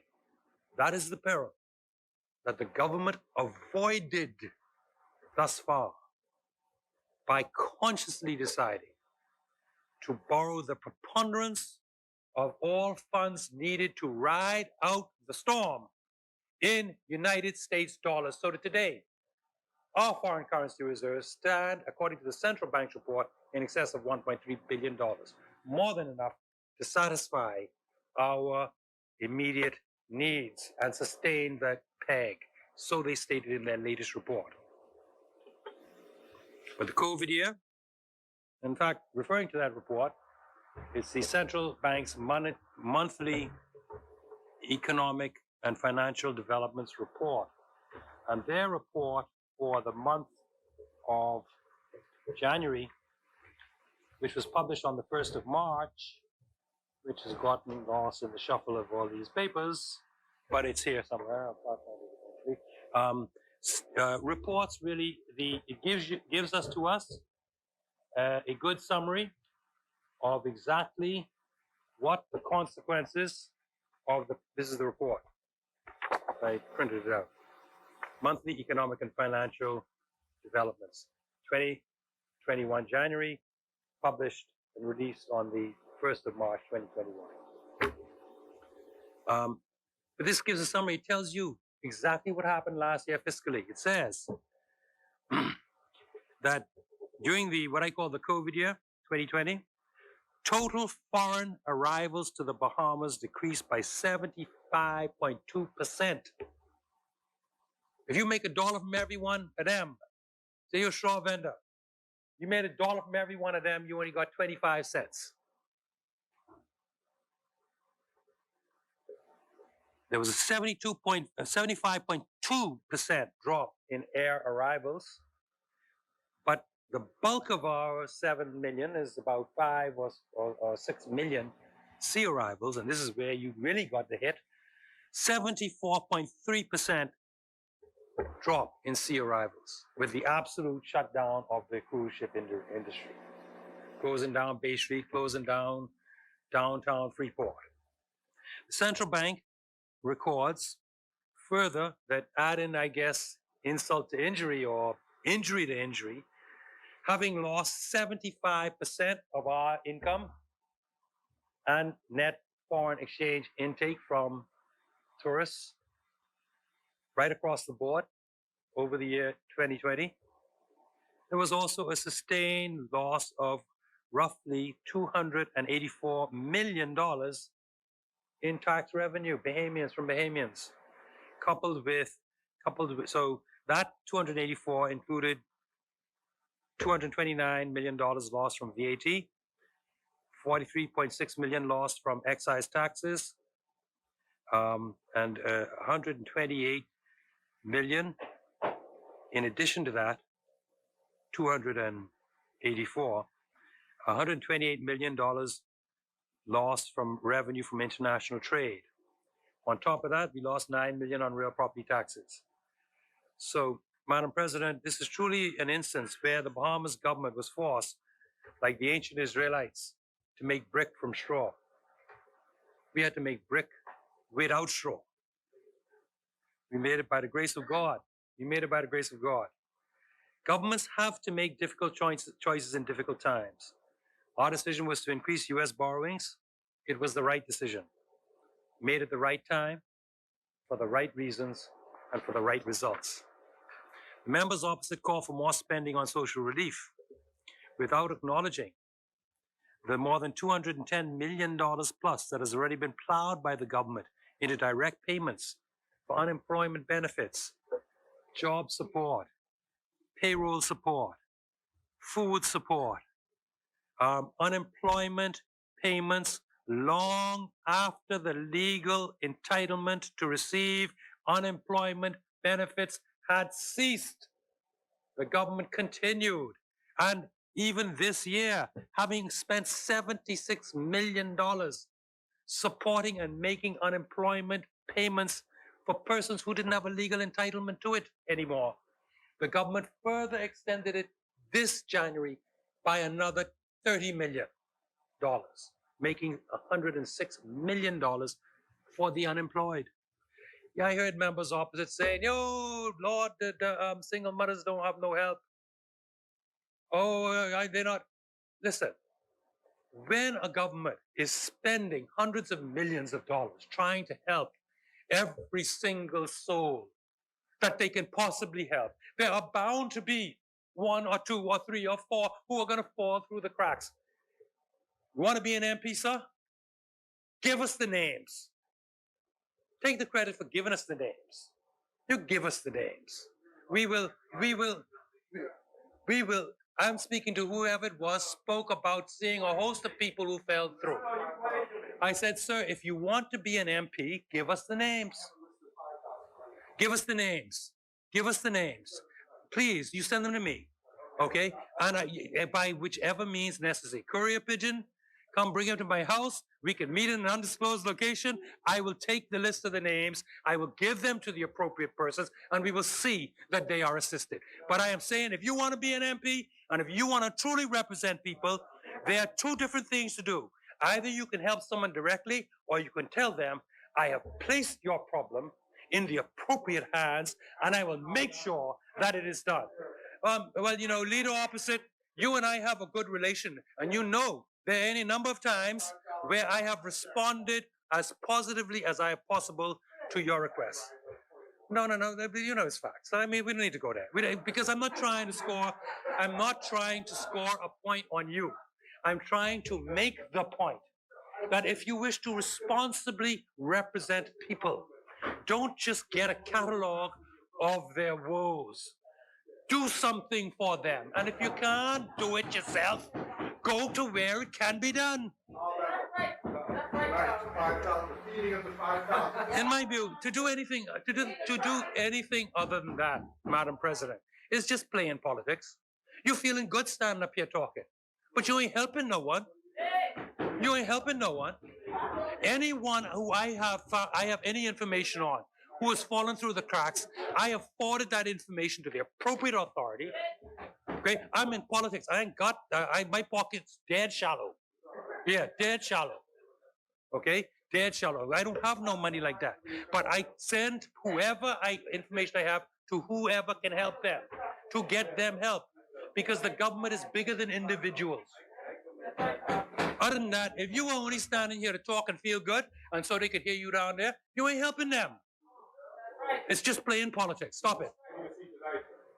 My brother, you know how I operate. So, if you don't take the step to get help where you yourself can't provide it, you can't complain. So I urge you to do it. Now we talk about the government. The government has a multifaceted economic recovery plan. You can only summarize these things, but let's look at what we're actually doing. We're reopening our economy. Yes, we know. There are restrictions from Europe, but America, the tourists are starting to come. All they need is a rapid antigen to go back. We protect our islands. If they want to go from Nassau and Freeport to any family island, no, pay for the PCR, RT-PCR. Any of you tourists who land and bounce on any spot in the Bahamas and want to go to a family island, you come to the Bahamas with an RT-PCR. Nassau, we strong and resilient. We got hospitals, right? We done been through the worst in Nassau, but we can't afford to have our family islands become centers of contagion. We can't allow that. Policy decision a long time ago. We're not going to have the family islands become centers of contagion where you could have the most adverse consequences having regard to their less well-prepared medical facilities and the long distances. Okay, so we are opening. We are also exploring, and has been announced, the development of home porting, since the CDC apparently is not going to allow certain cruises, etc., under their bailiwick, unless and until I think they reach herd immunity is when I think they'll do it. We're exploring the possibility of home porting. There is one entity that is not anywhere from America that wants to home port from the Bahamas. You see, bear in mind, the Commonwealth of the Bahamas, in extent, 700 plus nautical miles, extends from over as much territory as from Puerto Rico straight down to Trinidad and Tobago. The diversity to be found in our 700 islands and keys, the unexplored and untapped historical items. No, this is true. You could lay it 700 nautical miles, and you check how many nautical miles between Puerto Rico and Trinidad, the tip of Trinidad. So the fact is, you go to Preacher's Cave. How many tourists have seen Preacher's Cave? How many have walked where Columbus walked, where the Lucayans walked to Cape Santa Maria? How many have seen Mount Alvernia? That absolute treasure. How many have seen, just driving through Cat Island, the old Anglican churches in the bushes, what have all been overgrown, and Catholic church on the other side of the road? I mean, there's so many things. The flamingos. Gone to Inagua to see the flamingos. There are, you go to the Crooked Island Lighthouse. That in itself is a beautiful, it is one of the most beautiful sights on earth. I went up to the top of that lighthouse and I was transfixed. How many have been to Hope Town Lighthouse? Hope Town itself, it's a beautiful, quaint community. Or any of the other Abaco Keys. Okay, so there are any number of places where small size cruises or small size groupings of larger cruises can go Rock Sound, historic Rock Sound, the Blue Hole. There are thousands of sights and scenes to see in our Commonwealth. But we Bahamians, it's our own little secret. We don't tell no one. And we barely appreciate it sometimes. But these are treasures. So yes, home porting is something that we're looking at. I can get it right now. I only want to deal with one thing, Grand Lucaya. The opposition is trying to make a proposition now that somehow the purchase of Grand Lucaya or Isle Lucaya is a terrible mistake. You know, they have a history of terrible mistakes in Freeport. Start with bend or be broken. Bend or break. Okay, start with the passage of the Immigration Act, which they didn't need to pass because all they had to do was sit down and talk to people and have an agreed arrangement. Okay, that is the fact.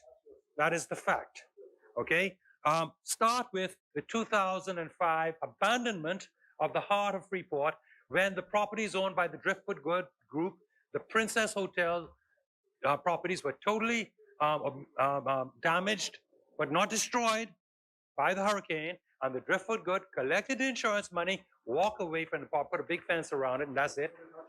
And what did Hudson just do? We bought it. Yes. And they sold us the airport, valuable property and valuable infrastructure for $1. Okay? The Perry Christie government did absolutely nothing, got nothing, but derelict heaps left in the heart of the city of Freeport, and the world-renowned International Bazaar was soon afterwards, and it fell. It fell to rack and ruin. It is now, if you walk by the Princess Towers Hotel and walk into the International Bazaar, it is an utter ruin. The back end, they have one or two struggling businesses in the rear of the International Bazaar towards the airport side. But if you walk in from the Princess Towers, it is a nightmare scene, okay, of utter dereliction, utter broken down. And it all is because the PLP abandoned the people of Freeport. So now Freeport, when Senator Mitchell and his leader, member of Parliament, leader of the opposition, MP Brave Davis, come to you and tell you they love you, say, you mean you love me like you love Driftwood? You love me like you love the International Bazaar? Do you love me like you love Alukaya? Because you want to sell that down the river too. You want that to go to rack and ruin too. That's what that is what Freeport has. No, y'all love us the way the Romans loved the cross on which they crucified Christ. That's how y'all love us. That's how y'all love Freeport. Y'all love Freeport as what y'all want to put on a cross.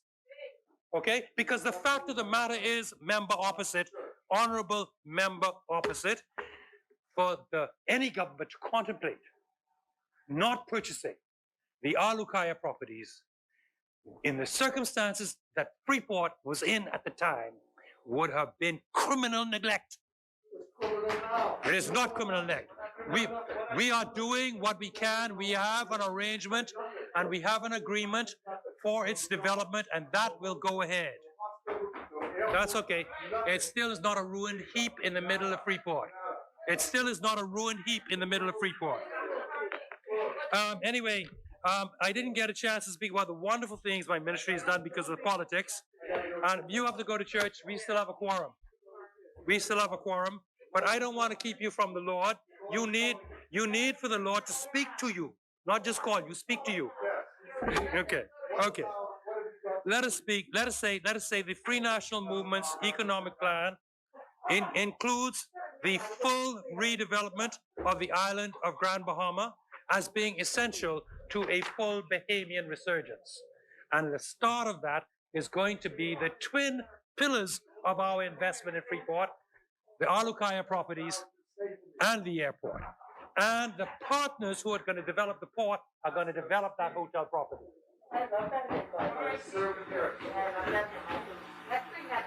The F&M has a plan for tax reform. You know, the PLP produced something that they call a plan. Listen, I mean, I can stand and let you give the speech, you know. Do you want to give the speech? Yeah, we read it. Okay. Nothing prevents him from going to church. Okay. Now, the F&M also has a comprehensive plan for tax reform.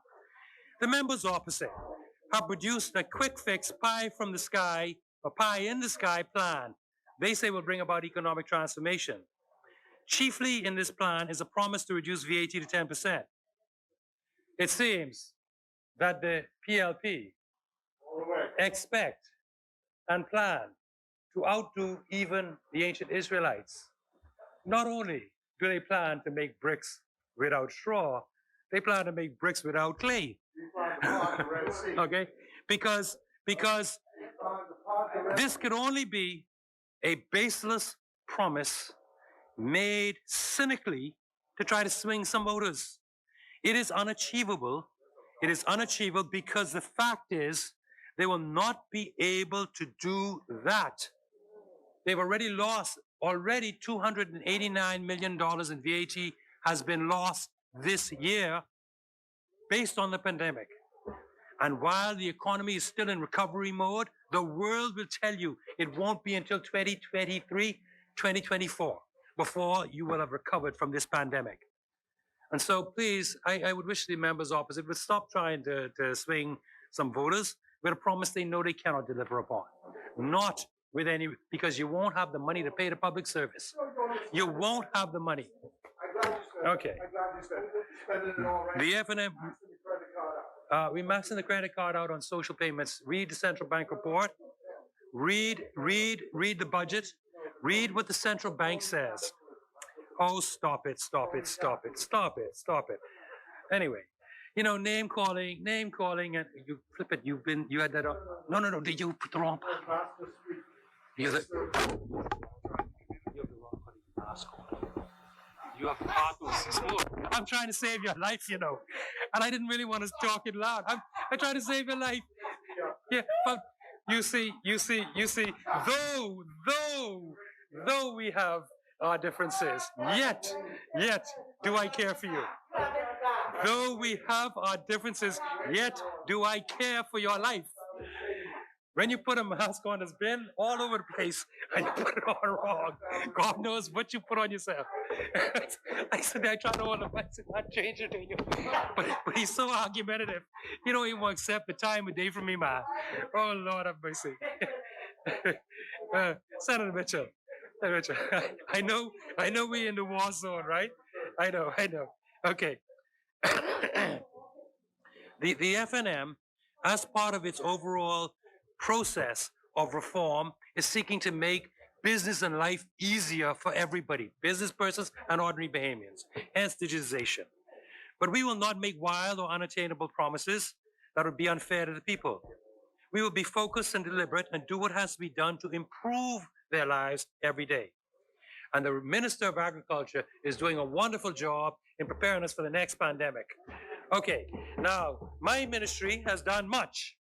We have prepared a host of acts that are all listed here and done everything. But I want to speak about the Registrar General's Office. This is the last item that I'll speak about.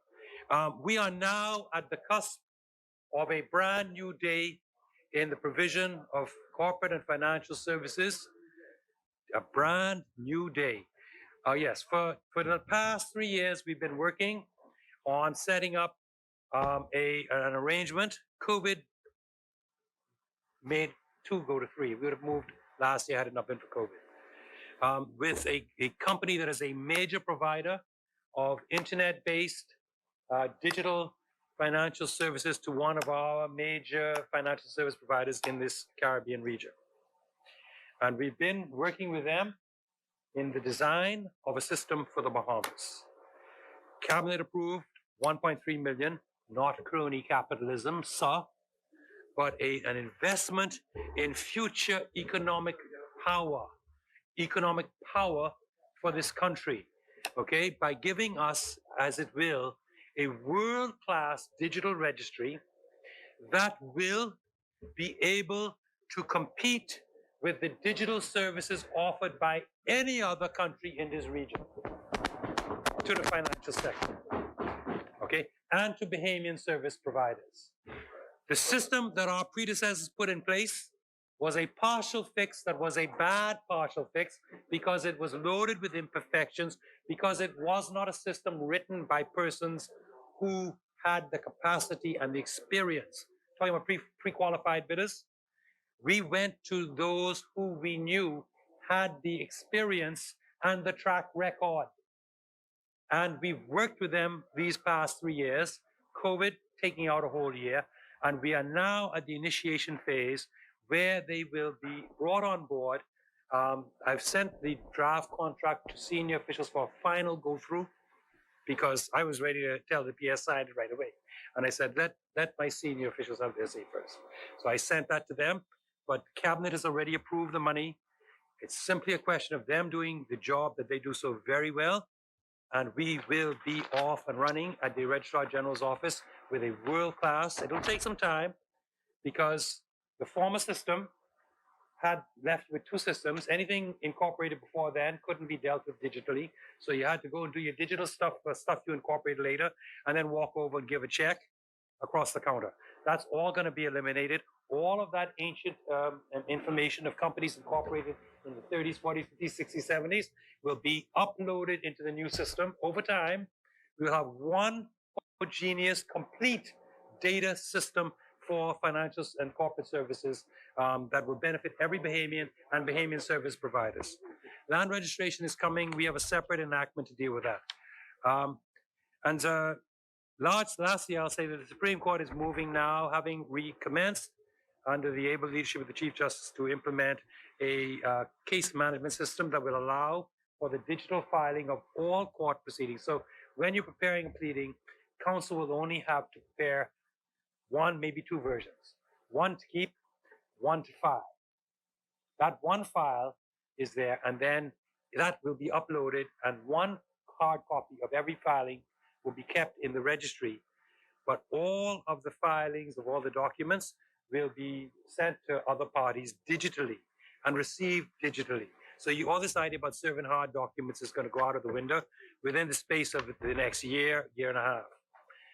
Madam President, just to close on this point, that there are several amendments, and I want to assure the Bahamian people that they are all highly technical and basically just correcting and adding certain terms. There's nothing that changes anything of substance in the Act, except Section 61, the amendment, it will be Section 61A, calling for that where a procurement contract is awarded to a person, company, or entity pursuant to any international agreement or an agreement with a funding agency, the ministry responsible for finance may publish on its website within 60 days the name and address of each beneficial owner of the company.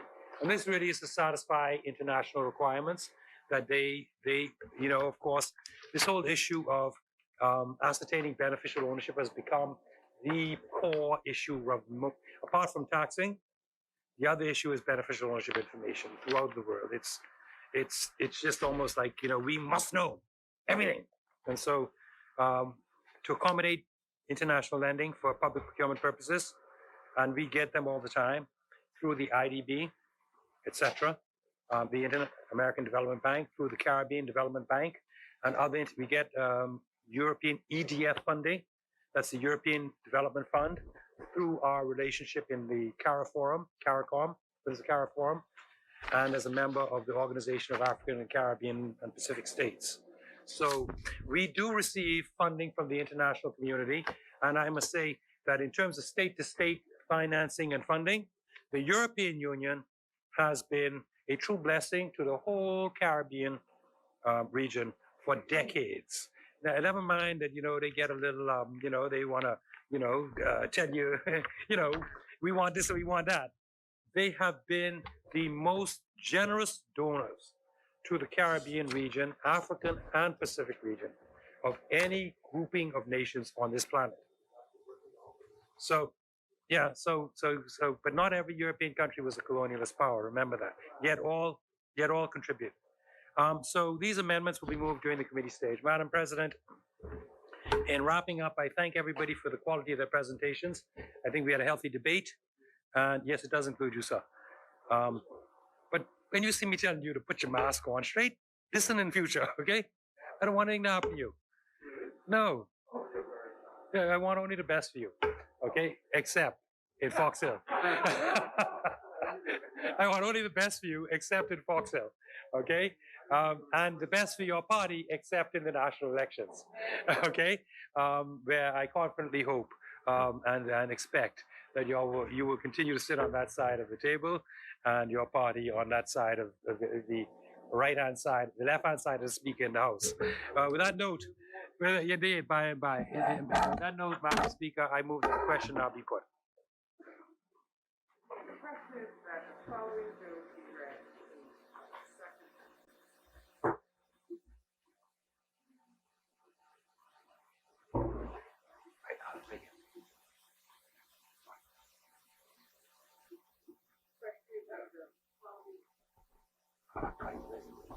Following bill be read in tax.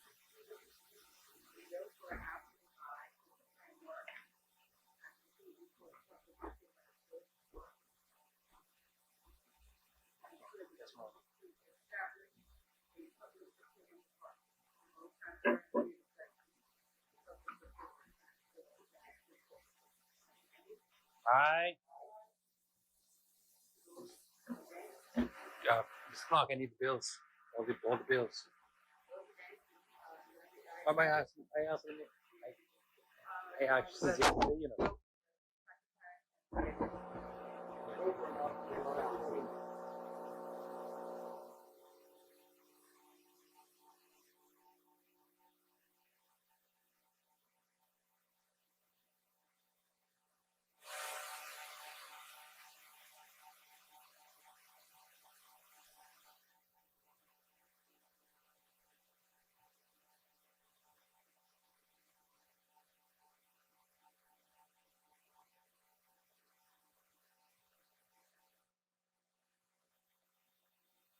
You did not. You gave them to him. You didn't give them to me.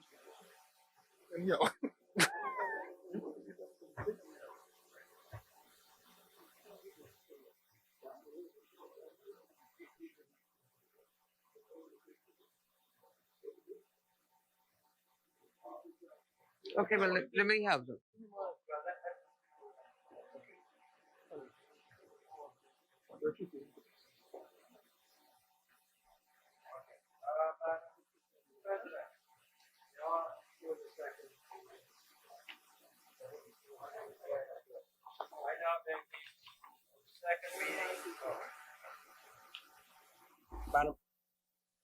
Madam President, yes, there are three further bills. I'll now move to the second. I now beg leave to move for the second reading and committal of a bill known as to be called the Public Debt Management Bill 2021, which is a bill for an act to consolidate the law relating to the management and control of public debt in the Bahamas and to provide for governance aspects, high-level policy objectives, and institutional arrangements for the prudent management of the government's debt, the giving of guarantees and granting of loans, and to provide for matters connected therewith or ancillary thereto. If I may obtain a second reading and committal. Okay, good. It has been moved and seconded that the following bill be read a second time and committed. A bill for an act to consolidate the law relating to the management and control of public debt in the Bahamas and to provide for governance aspects, high-level policy objectives, and institutional arrangements for the prudent management of the government's debt, the giving of guarantees and granting of loans, and to provide for matters connected therewith or ancillary thereto. All those in favor? Aye. Aye. Those against? Nay. The ayes have it. Order that the bill be read a second time and committed.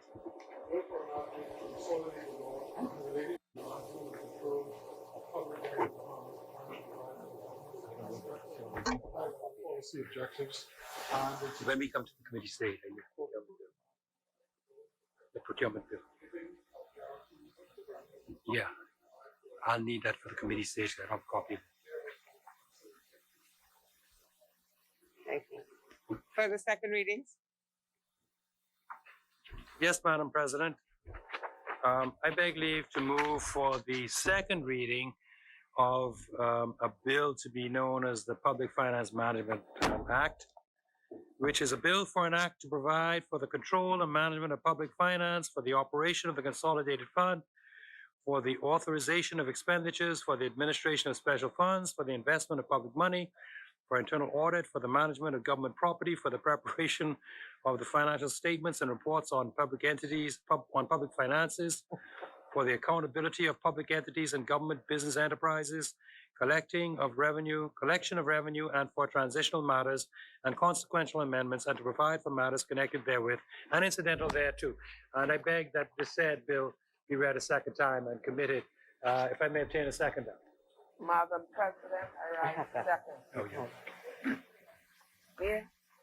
It has been moved and seconded that a bill for an act to, excuse me, a bill for an act to provide for the control and management of public finance, for the operation of the consolidated fund, for the authorization of expenditures, for the administration of special funds, for the investment of public money, for internal audit for the management of government property, for the preparation of the financial statements and reports on public financing, for the accountability of public entities and government business enterprises, collection of revenue.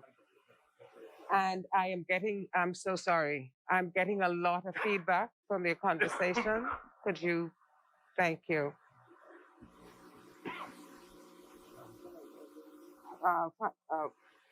For the preparation of the financial statements and reports of public finances, for the accountability of public entities and government business enterprises, collection of revenue, and for the transitional matters and consequential amendments, and to provide for matters connected therewith and incidental to. All those in favor, aye. Aye. All those opposed, nay. The ayes have it. Order that the bill be read a second time and committed. Provide for the control and management of public finance, for the operation of the consolidated fund, for the authorization of expenditure, for the administration of special funds, for the investment of public money, for internal audit, for the management of government property, for the preparation of the financial statements and reports on public finances, for the accountability of public entities and government business enterprises, collection of revenue, and for transitional matters and consequential amendments, and provide for matters connected therewith or incidental thereto. For the second readings, Yes. Madam President, I beg leave to move for the second reading and committal of a bill for an act to repeal the Statistics Act 1973 to establish the Bahamas National Statistical Institute and the Bahamas National Statistical Institute Board, to make provision for a national statistical system, to facilitate the establishment of standards for collecting, compiling, analyzing, and publishing official statistics, and for related purposes. If I may obtain a second. President, I rise to second. It has been moved and seconded that the following bill be read a second time and committed. A bill for an act to repeal the Statistics Act 1973 to establish the Bahamas National Statistical Institute and the Bahamas National Statistical Institute Board, to make provision for a national statistical system to facilitate the establishment of standards for collecting, compiling, analyzing, and publishing official statistics and for related purposes. All those in favor, aye. Aye. All those opposed, nay. The ayes have it. Order that the bill be read a second time and committed. Bill for an act to repeal the Statistics Act 1973 to establish the Bahamas National Statistical Institute and the Bahamas National Statistical Institute Board, to make provision for a national statistical system to facilitate the establishment of standards for collecting, compiling, analyzing, and publishing official statistics and for related purposes. For the second readings, Madam President, there are no further bills to be introduced in this process. I therefore move that the Senate do now resolve itself into a committee of the whole with Madam Vice President in the chair. If I may obtain a second. it has been moved and seconded that the Senate resolves itself into a committee of the whole with the Vice President in the chair. All those in favor? All those opposed? The ayes have it. The Senate will now resolve itself into a committee of the whole.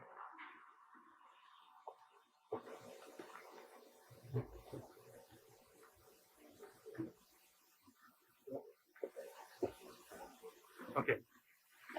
Committee of the Whole.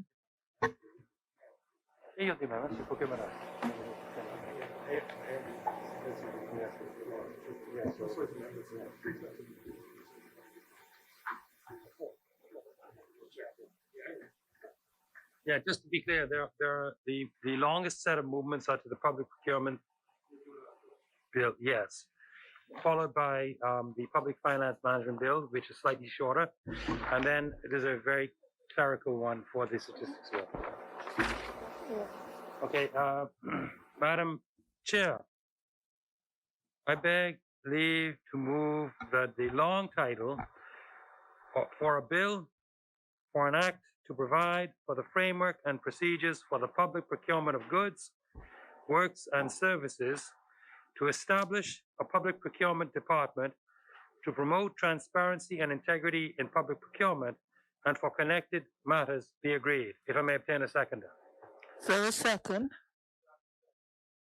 It's been moved and seconded that the long title of the bill be agreed. As many as are in favor say aye. Aye. Those opposed, nay. The ayes have it. The long title of the bill is agreed. Thank you, Madam President. Madam President, I beg leave to move that the short title of the bill be agreed. It's been moved and seconded that the short title of the bill be agreed. As many as are in favor say aye. Aye. Those opposed, nay. The ayes have it. The short title of the bill is agreed. Thank you. Madam President, I beg leave to move that clause 2 of the bill be agreed. If I may obtain a seconder. It's been moved and seconded that clause 2 of the bill be agreed. As many as are in favor, Senator Folks is recognized. Yes, Madam Chairman, I have an amendment to clause 2 to be moved. Subclause 1 of clause 2 is amended. A, in the definition of contractor by the deletion of the word work and the substitution of the word works. And B, in the definition of procuring entity by the insertion of the word or at the end of paragraph B. Rise to second. It's been moved and seconded that clause 2 of the bill be amended as read. As many as are in favor say aye. Aye. Those opposed, nay. The ayes have it. Clause 2 of the bill is amended. Madam Chair, I beg leave to move that clause 3 of the bill be agreed. If I may obtain a seconder. It's been moved and seconded that clause 3 of the bill be agreed. As many, Senator Folks. Yes, Madam Chair, I have an amendment to clause 3. Clause 3 is amended in subclause 2. A, by renumbering of paragraphs H and I as paragraphs J and K, respectively, and B, by the insertion immediately after paragraph G of the following new paragraphs: H, actuarial and accounting services; I, legal advisory services and briefs. Madam, I rise to second. It's been moved and seconded that clause 3 of the bill be amended as indicated by Senator Folks. As many as are in favor say aye. Aye. Those opposed, nay. The ayes have it. Clause 3 of the bill is amended as indicated. Thank you. Madam Chair, I beg leave to move that clause 4 of the bill be agreed. It's been moved and seconded that clause 4 of the bill be agreed. As many as are in favor Aye. say aye. Those opposed, nay. The ayes have it. Clause 4 of the bill is agreed.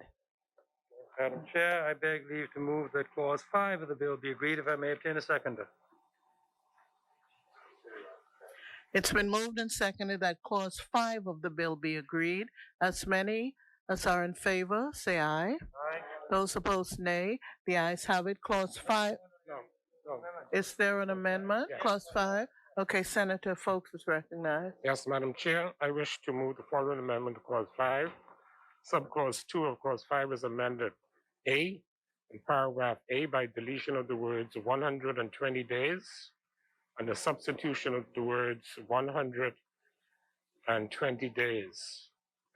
Substituting words for the figures. Oh, Yeah, right.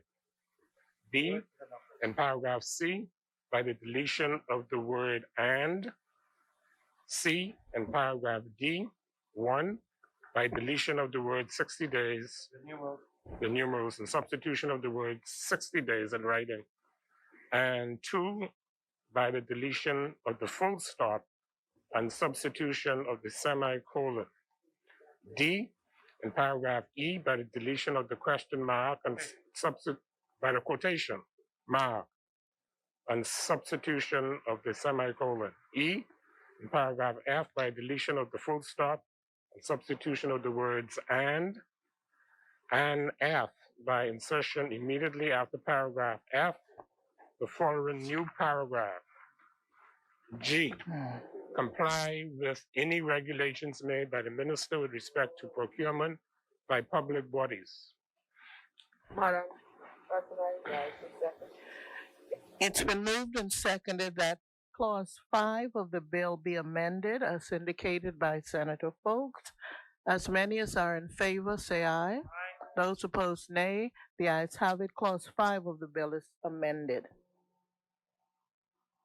Madam President, I beg leave to move that clause 6 of the bill be amended. The 3, pardon me, clause 6. Madam Chair, I rise to second.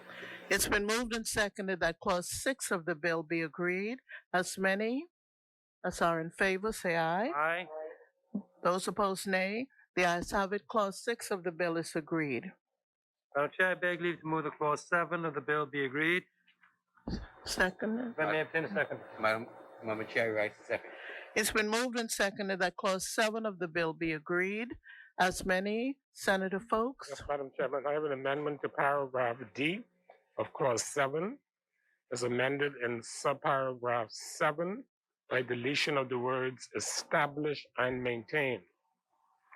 Madam President, I rise to second. It's been moved and seconded that Clause 7 of the bill be amended as indicated. As many as are in favor, say aye. Those opposed, nay. The ayes have it. Clause 7 of the bill is amended. Okay, Madam Chair, I beg leave to move that clauses 8 to 14 be agreed. If I may obtain a second. Madam Chair, I move to second. It's been moved and seconded that clauses 8 through 14 of the bill be agreed. As many as are in favor, say aye. Those opposed, nay. The ayes have it. Clauses 8 through 14 of the bill are agreed. Madam Chair, I now beg leave to move that clause 15 of the bill be agreed. Madam Chair, I rise to second. It's been moved and seconded that clause 15 of the bill be agreed. As many, Senator Folks.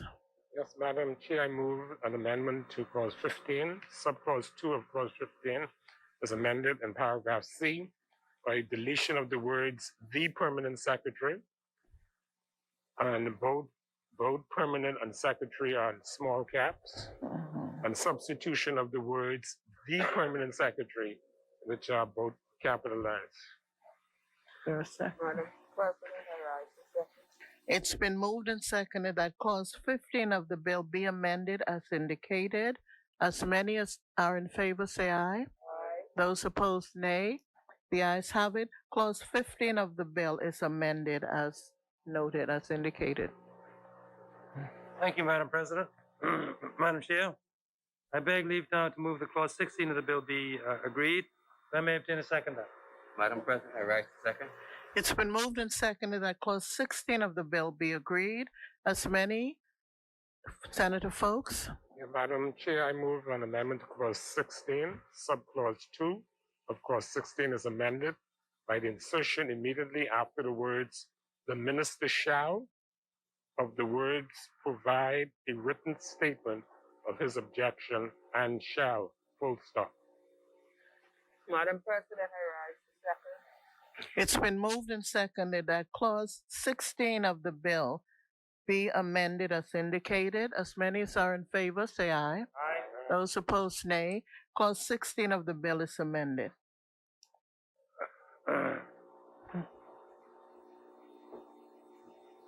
Madam Chair, I now beg leave to move that clauses 17 through 43 of the bill be agreed. Madam Chair, I rise to second.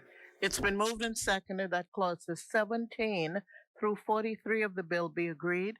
As many, Senator Mitchell. Just looking at this bill, procuring. The word procuring is used, right? It says here in 17.1, the procurement of goods, works, or services shall be conducted by the procuring entity in a fair, equitable. Now, procurement means buying stuff, goods. It also means a contract for building something. It's meant to cover both Yeah. those situations, because I wasn't sure. That's what it means by goods, works, or services. Good, yeah, services. Right. Goods and Because services, when I hear procurement, it just seems like, going to the grocery store and buying goods. But No, but you're buying a service. services, There's a and contract. a contract for building a Yeah. building is a service. Yeah. Procurement. That's in 17.1. As many as are in favor that clauses 17 to 43 of the bill be agreed, say aye. Those opposed, nay. The ayes have it. Clauses 17 through 43 are agreed. Goods, works, and services is the definition of procurement. in Clause 2. Close to, yeah. Goods, works, and services. Yeah. Okay? That defines for procurement. But are there a set of regulations that will come with this? Because this Of seems course. enormously complicated. No, it is enormously complicated. There will be regulations that will be specific to different undertakings, regulations that will govern procuring entities and procuring units in ministries, and all of the other levels of procurement as well. Yeah. Okay. Continue. Madam President, Madam Chair, I beg leave to move that clause 44 of the bill be agreed. Madam Chair, I move the second. It's been moved and seconded that clause 44 of the bill be agreed. As many, Yes. Senator Folks? Madam Chair, I move an amendment to clause 44. Subclause 3 of clause 44 is amended. A, in paragraph B, by deletion of the word competitive. B, in paragraph D, by deletion of the words international, competitive, and C, in paragraph E, by deletion of the words restricted, international, competitive bidding, and the substitution of the word limited. Madam President, I rise. Second. It's been moved and seconded that clause 44 of the bill be amended as indicated. As many as are in favor, say aye. Aye. Those opposed, nay. The ayes have it. Clause 44 of the bill is amended. Madam Chair, I beg leave to move the clauses 46 to 51 of the bill be agreed. Madam Chair, I rise. Just for clarification. sorry. 40 Oh, pardon me, 45, yeah, okay. Bad counting on my part. Madam Chair, I beg leave to move the clauses 45 to 51 of the bill be agreed. Madam Chair, I rise the second. It's been moved and seconded that clauses 45 through 51 of the bill be agreed. As many, Senator Mitchell? Yes, this was the section during the debate that the minister spoke about domestic preferences. What we call 46. Yeah. And you had said that we try and delineate how this actually works in practice, because it says here the minister may by order specify the percentage for domestic preference and the allocation of procurements to small and medium-sized businesses. So It's about that's the only criteria which the minister can use to create a. Because I see you have domestic preferences, you have selective, and then you have invitation. Yeah. So those are three different categories. So Yeah, and really what it's saying is that you could determine that you can determine that any contract under $5 million, except if it's funded internationally, should be, the preference should be for domestic bidders. You carved out a segment of government procurement, the substantial segment of government procurement, and limited the benefits of that to Bahamian suppliers. But you may have instances, as indicated by the different forms of bidding, like selective bidding or limited bidding, where there are qualification issues or copyright or trademark issues that affect your ability to give preference to your domestic providers. Okay? what the minister said, we do not want anyone who has had a contract before. Can you do that? No, I think this is a question of limiting the options only to your own nationals. This is the context that I use, that I see the word domestic preferences. Bear in mind that, you know, the international standards, you have a lot of cross-border relationships, free trade arrangements where, you know, these things are kind of waived in the interests of whatever. So a company across the border could bid on whatever. And so a lot of these things feed themselves into these documents that, you know, are the basis of your drafting. But I think the word domestic is particularly important there because I think it allows you to carve. But what it does not do, just to satisfy you, I do not think that it allows you, there's nothing that indicates that it allows the minister to carve out segments of the population for special or differential attention. Okay? There could not possibly be that sort of provision in legislation, but to carve out a domestic preference that applies broadly and universally, that says that for certain contracts of certain sizes of this amount, if we're financing it, we think Bahamians should have the preference. That is what I think this is intended to do. I understand that, but Yes. what I'm just trying to say is whether or not, because this is why I'm begging the question of whether, you know, some provision might be provided, it may have to be in the future, where someone who has never had a contract before from the government gets an opportunity. That's a as a- different level. That's a right. different part of the bill.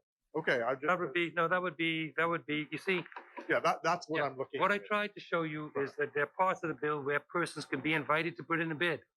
That's what you're, And or they can volunteer because it's all going to be published, obviously. And the bill then has a particular category that applies to pre-qualified or pre-qualifiable individuals.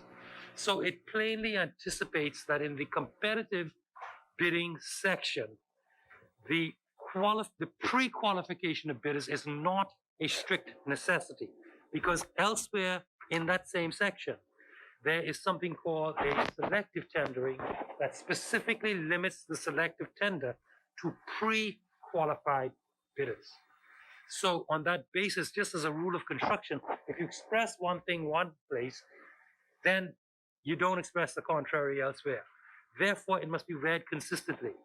If one section says that pre-qualified bidders are dealt with under this section, then the earlier section can apply to bidders who are not necessarily pre-qualified, because there's a specific section called selective tendering that deals with pre-qualified bidders. Expressio unius est exclusio alterius is the term in Latin. As many as are in favor that clauses 45 through 51 be agreed, say aye. Aye. Those opposed, nay. The ayes have it. Clauses 45 through 51 are agreed. Madam Chair, I beg leave to move that clause 52 of the bill be agreed. If I may obtain a second. Madam President, I rise to second. It's been moved and seconded that clause 52 of the bill be agreed. As many, Yes. Senator Folks, Yes, Madam Chair, I move an amendment to clause 52. Subclause 2 of clause 52 is amended by deletion of the word license and substitution of the word license. It's just a spelling error. okay. Madam President, I rise to second. It's been moved and seconded that clause 52 be amended as indicated. As many as are in favor, say aye. Those opposed, nay.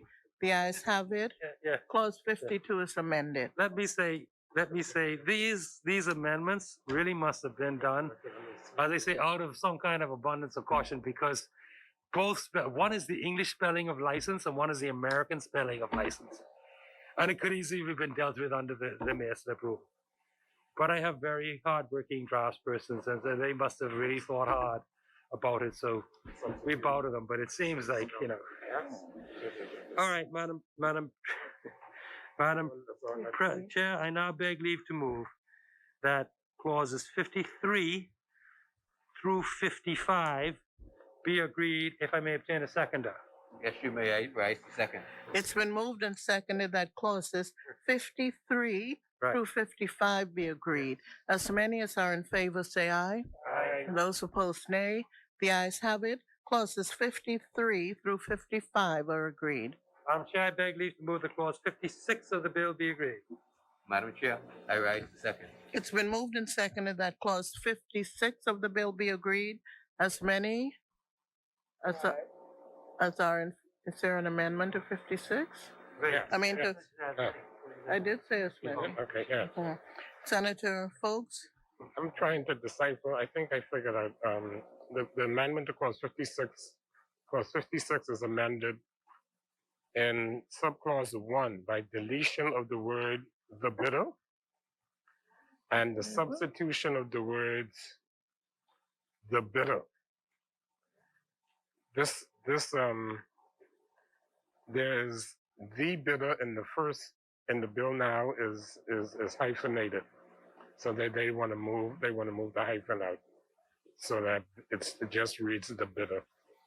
And B in paragraph C, or subclause 2, by deletion of the word notices. Madam President, I rise to second. It's been moved and seconded that clause 56 of the bill be amended as indicated. As many as are in favor say aye. Aye. Those opposed, nay. The ayes have it. Clause 56 is amended. Okay. Now we get into a puzzling thing. Mr. Clark, I may need your advice on a matter here. It's an amendment to insert a clause 61A. So I propose to move for the agreement of clause 61 and just move for the insertion of this new A. Okay, thank you. I want a confirmation. Thank you very much. I tell you, you can be one of the great clerks, along with Percy Saunders. I don't hear anything. Okay, Madam Chair, I beg leave to move that clauses 57 to 61 of the bill be agreed. Madam President, I rise to second. It's been moved and seconded that clauses 57 through 61 of the bill be agreed. As many as are in favor say aye. Aye. Those opposed, nay. The ayes have it. Clauses 57 through 61 are agreed. Thank you, Madam Chair. Madam Chair, I beg leave to move that the bill be amended by the insertion immediately after clause 61 of a new clause entitled clause 61A. Yes. You need to move it. Yes, Wait, and Madam Chair, I wish to yeah, move. He moves it. I wish to move the insertion of the new clause 61A. The bill is amended by the insertion immediately after clause 61 of the foreign new clause 61A, beneficial owners of company to be published, where a procurement contract is awarded to a person, company, or entity pursuant to any international agreement or an agreement with a funding agency. The ministry responsible for finance may publish on its website within 60 days of the award of the procurement contract the name and address of each beneficial owner of the company. 2, the section shall apply to procurement contracts awarded by procuring entities before or after the commencement of this act. Madam President, I rise to second. Okay, it's been moved and seconded that there be the insertion of a clause 61A to the bill, as read by Senator Folks. As many as are in favor say aye. Aye. Those opposed, nay. The ayes have it. Clause 61A will be inserted. Thank you, Madam President. I beg leave to move that clauses 62 to 90 of the bill be agreed. Madam President, I rise to second. It's been moved and seconded that clauses 62 through 90 of the bill be agreed. As many as are in favor say aye. Aye. Those opposed, nay. The ayes have it. Clauses 62 through 90 are agreed. Madam Chair, I beg leave to move that clause 91 of the bill be agreed, if I may obtain a seconder. It's been moved and seconded that clause 91 of the bill be agreed. As many, Senator Folks? Madam Chair, move amendment to clause 91. Paragraph A of clause 91 is amended. Clause 91 is amended. A. In paragraph A, by deletion of the words to contractors and suppliers, and substitution of the words 3 contractors and suppliers. B. In paragraph J, by deletion of the word and the substitution of a semicolon. C.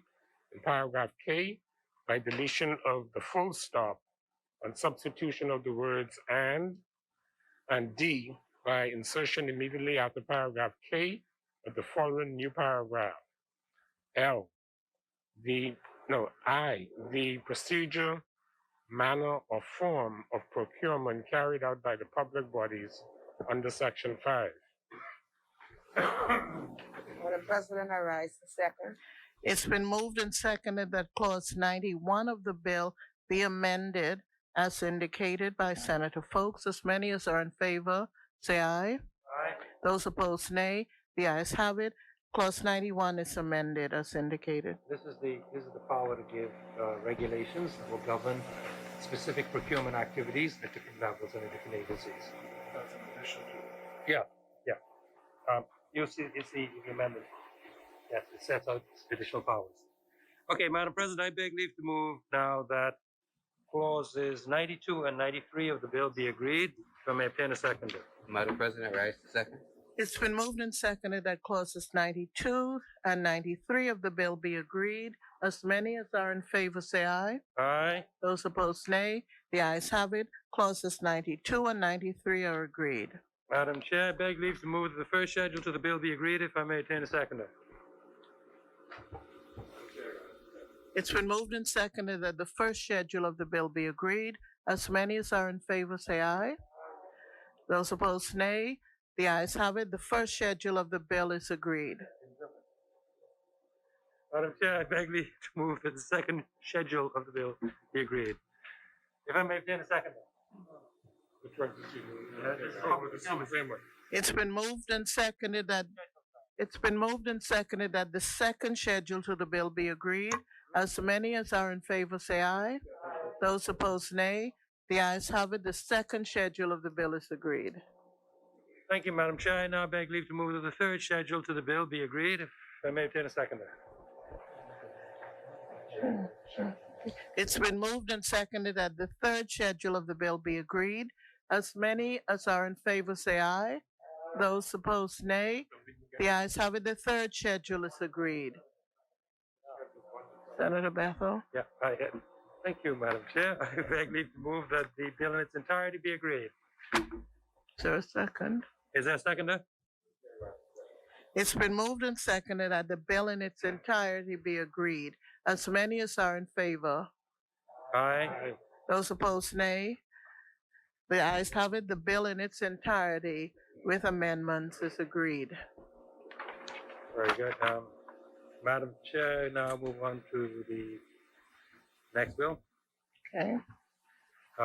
We'll go with Public Debt Management Bill first. Madam Chair. Yes, Ma. Yeah, you got that. I mean, oh yeah.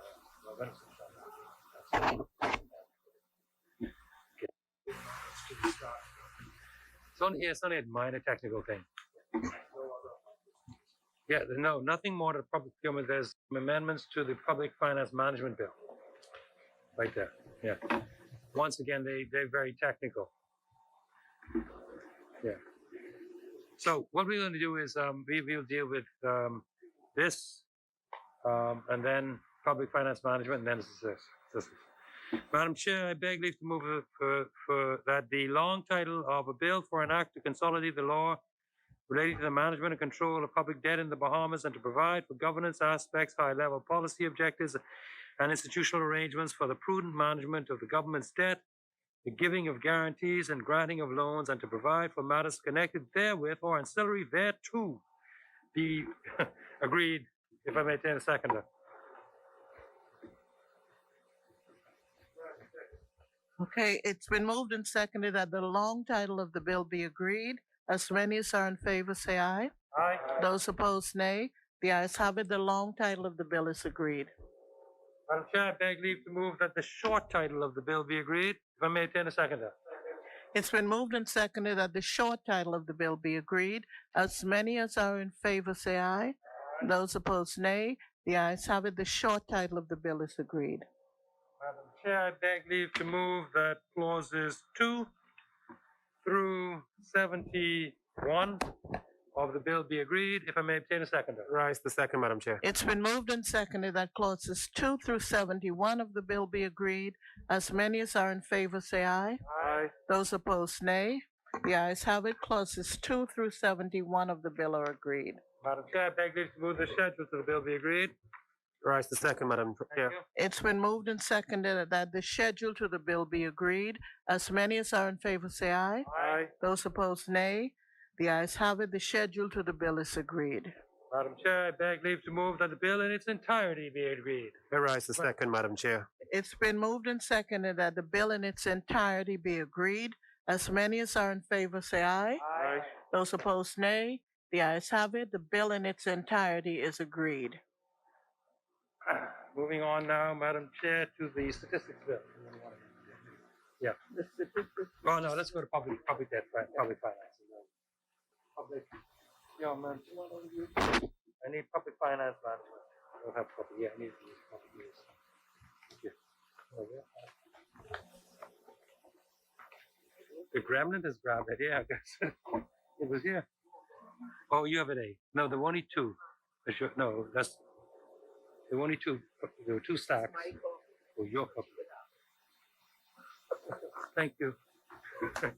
Yeah. Okay, you want to. Madam Chair, I beg leave to move for the second reading and committal of a bill for an act to provide for the control and management of public finance. Oh, okay. Oh, y'all got me exhausted.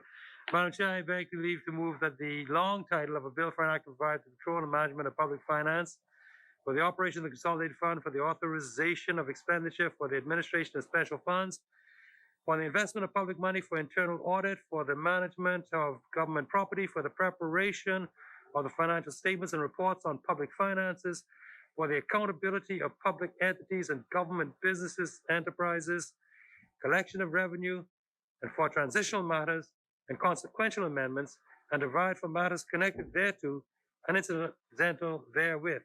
Be agreed. Madam Chair, I rise the second. It's been moved and seconded that the long title of the bill be agreed. As many as are in favor say aye. Aye. Those opposed, nay. The ayes have it. The long title of the bill is agreed.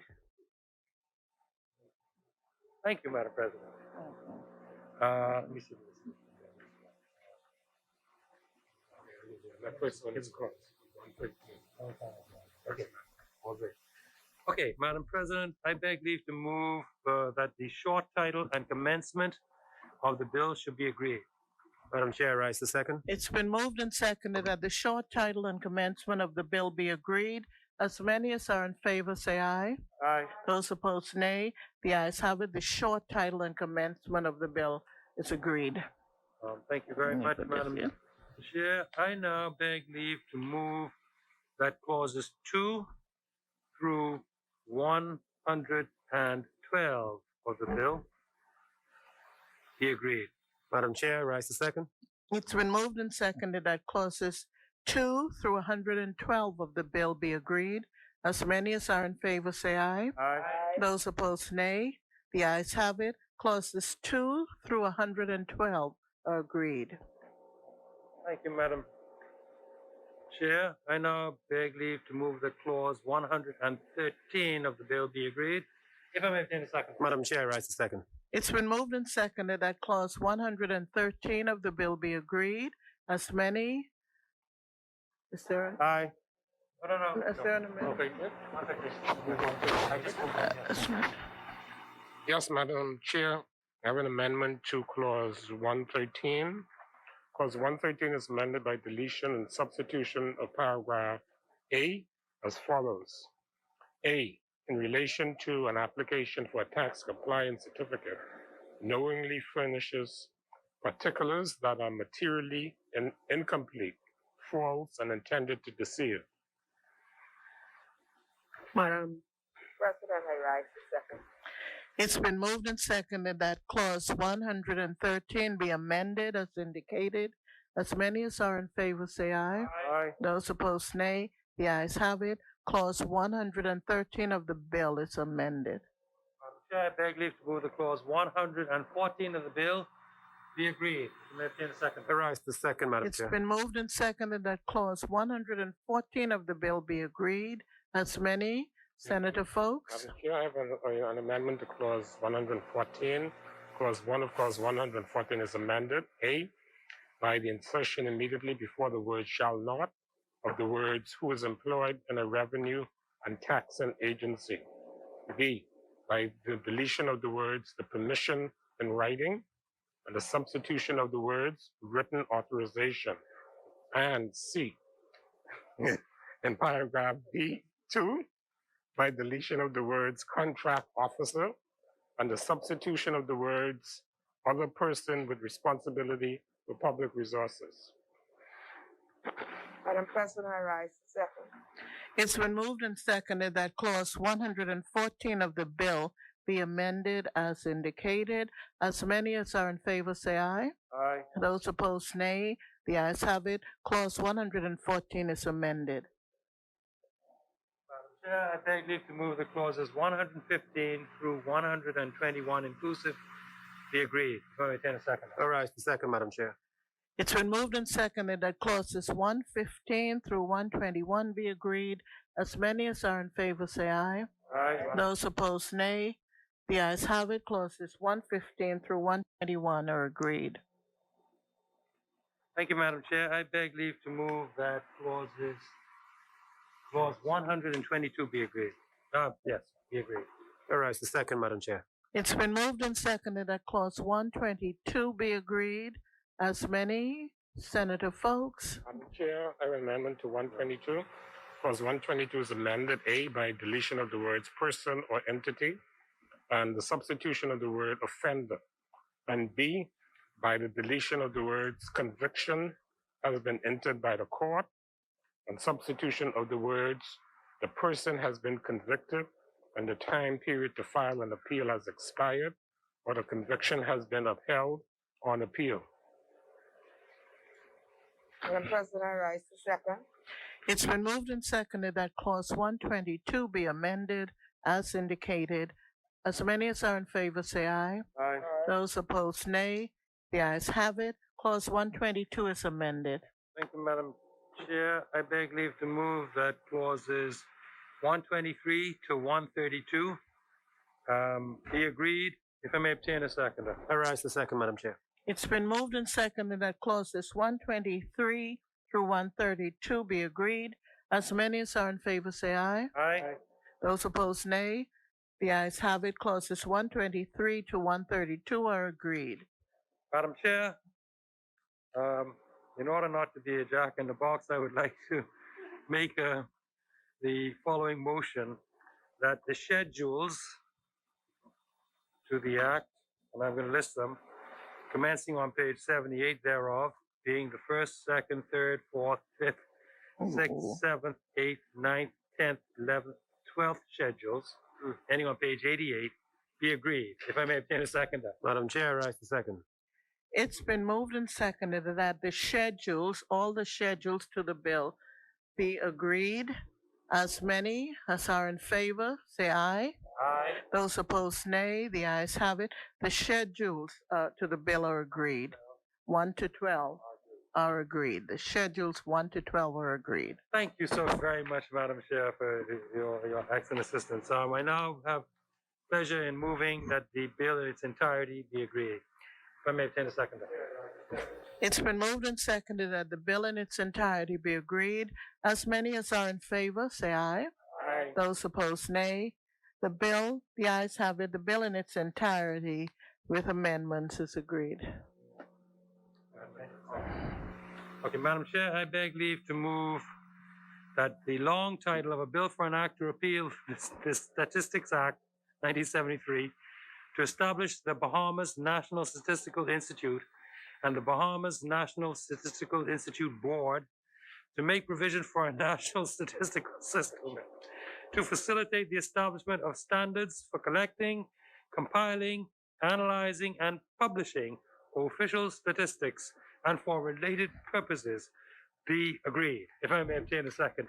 I rise to second, Madam Chair. Thank you very much. It's been moved and seconded that the long title of the bill be agreed. As many as are in favor say aye. Aye. Those opposed, nay. The ayes have it. The long title of the bill is agreed. Thank you very much. Madam Chair, I beg leave to move that the short title and commencement of the bill be agreed. If I may obtain a I second. rise to second, Madam Chair. It's been moved and seconded that the short title of the bill be agreed. As many as are in favor say aye. Aye. The ayes have it. Those opposed, nay. The ayes have it. The short title and commencement of the bill is agreed. Madam Chair, I beg leave to move that clauses 2 through 45 of the bill be agreed. If I may obtain a I second. rise to second, Madam Chair. It's been moved and seconded that clauses 2 through 45 of the bill be agreed. As many as are in favor, say aye. Aye. Those opposed, nay. The ayes have it. Clauses 2 through 45 of the bill are agreed. Madam Chair, I beg leave to move that the first schedule be agreed to the bill. I rise to second, Madam Chair. It's been moved and seconded that the first schedule to the bill is be agreed. As many as are in favor, say aye. Aye. Those opposed, nay. The ayes have it. The first schedule to the bill is agreed. Thank you, Madam Chair. I beg leave to move that the second schedule to the bill be agreed. I rise to second, Madam Chair. It's been moved and seconded that the second schedule to the bill be agreed. As many as are in favor, say aye. Madam Chair, Senator we Folks? have an amendment to the second schedule. In paragraph 1(c), delete the words employers federation and substitute the words employers confederation. Is there a second to the amendment? Madam President, I rise to second. It's been moved and seconded that the second schedule as amended be agreed. Yes, as many as are in favor, say aye. Aye. Those opposed, nay. The ayes have it. The second schedule as amended is agreed. Thank you, Madam President. I now beg leave to move that the third and fourth schedules of the bill be agreed. I rise to second, Madam Chair. It's been moved and seconded that the third and fourth schedules to the bill be agreed. As many as are in favor, say aye. Aye. Those opposed, nay. The ayes have it. The third and fourth schedules to the bill are agreed. Thank you, Madam Chair. I now beg leave to move that the bill in its entirety be agreed. If I may obtain a second. I rise to second, Madam Chair. It's been moved and seconded that the bill in its entirety be agreed. As many as are in favor, say aye. Aye. Those opposed, nay. The ayes have it. The bill in its entirety is agreed. Anything further? There's nothing further, Madam Chair. I thank you for the excellence of your service, and now beg leave to move the following resolution that Madam Speaker do resume her chair. Madam President, do resume her chair. Thank you. I rise to second, Madam Chair. It's been moved and seconded that the president now resume her chair. As many as are in favor, say aye. Aye. Those opposed, nay. The ayes have it. The president will now resume her chair.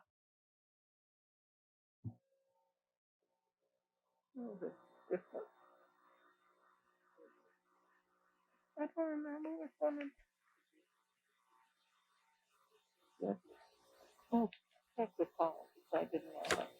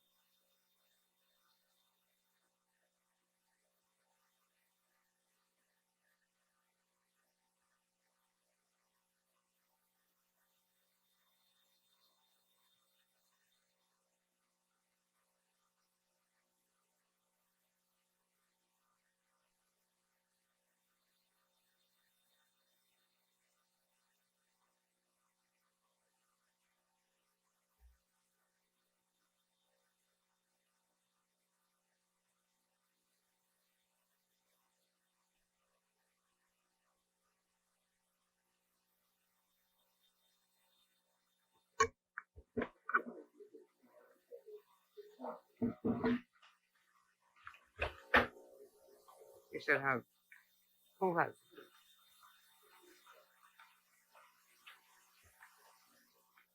Senators, the Vice President and Chairman of the Committee of the Whole has reported that all of the bills have been gone through in their entirety with amendments made on 3 of the 4 bills. Public procurement.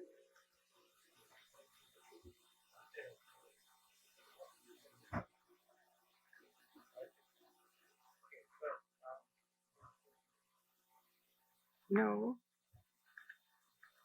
You want me to move to? Third reading. Okay. Okay, I'll get them after we do this. We start with procurement, debt, finance. So we're not gonna go through the amendments before we do the third reading. The amendments are done. They're done. I thought we had to go through them. Okay. Third reading and passage, please. May it please your, my lord. She wears a big wig. My lady. although the ladies don't want to be called my lady, they want to be called my lord in court. Really? Yeah. Oh, okay. It's a move away from gender-specific roles in the court setting.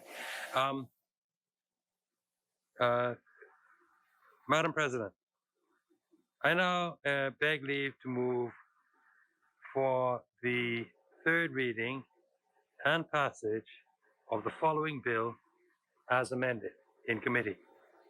A bill for an act to provide for the framework and procedures for the public procurement of goods, works, and services, to establish a public procurement department, to promote transparency and integrity in public procurement and for connected matters, if I may obtain a seconder. Madam President, I rise the second. A voice of civil society.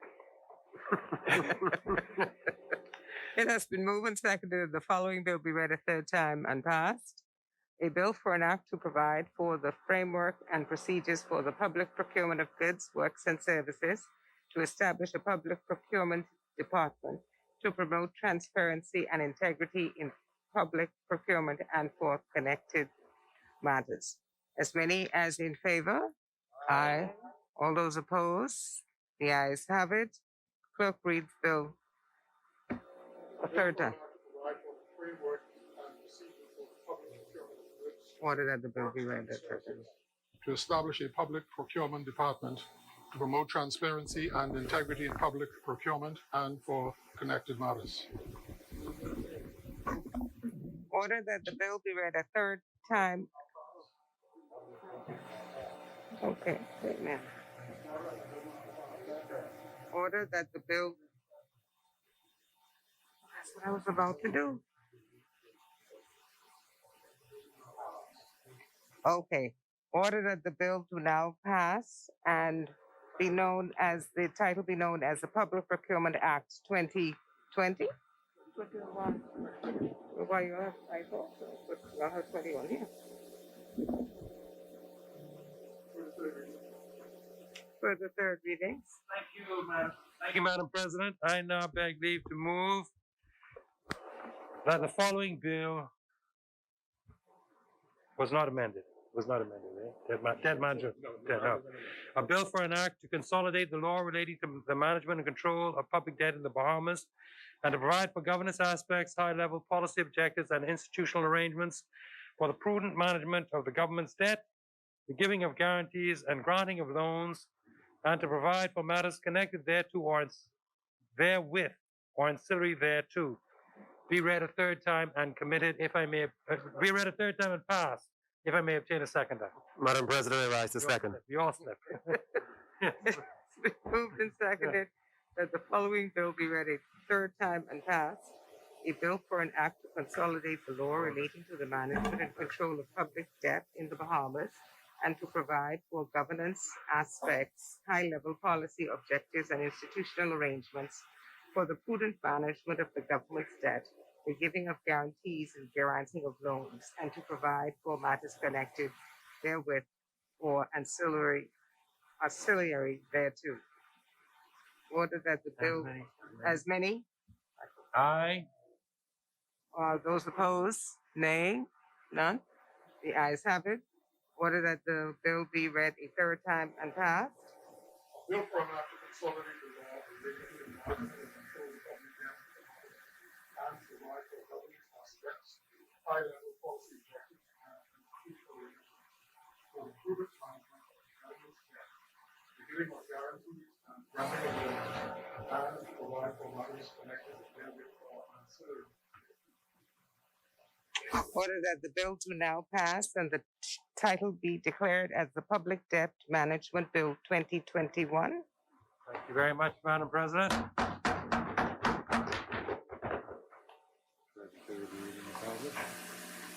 Further third readings and passage.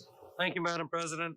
I beg leave now to move for the third reading and passage of a bill for an act to provide for the control and management of public finance, for the operation of the consolidated fund, for the authorization of expenditures, for the administration of special funds, for the investment of public money, for internal audit, for the management of government property, for the preparation of the financial statements and reports on public finances, for the accountability of public entities and government business enterprises, collection of revenue, and for transitional matters and consequential amendments, and to provide for matters connected therewith and incidental thereto. If I may obtain a seconder. Madam President, I rise to second. It has been moved and seconded that the following bill be read a third time and passed.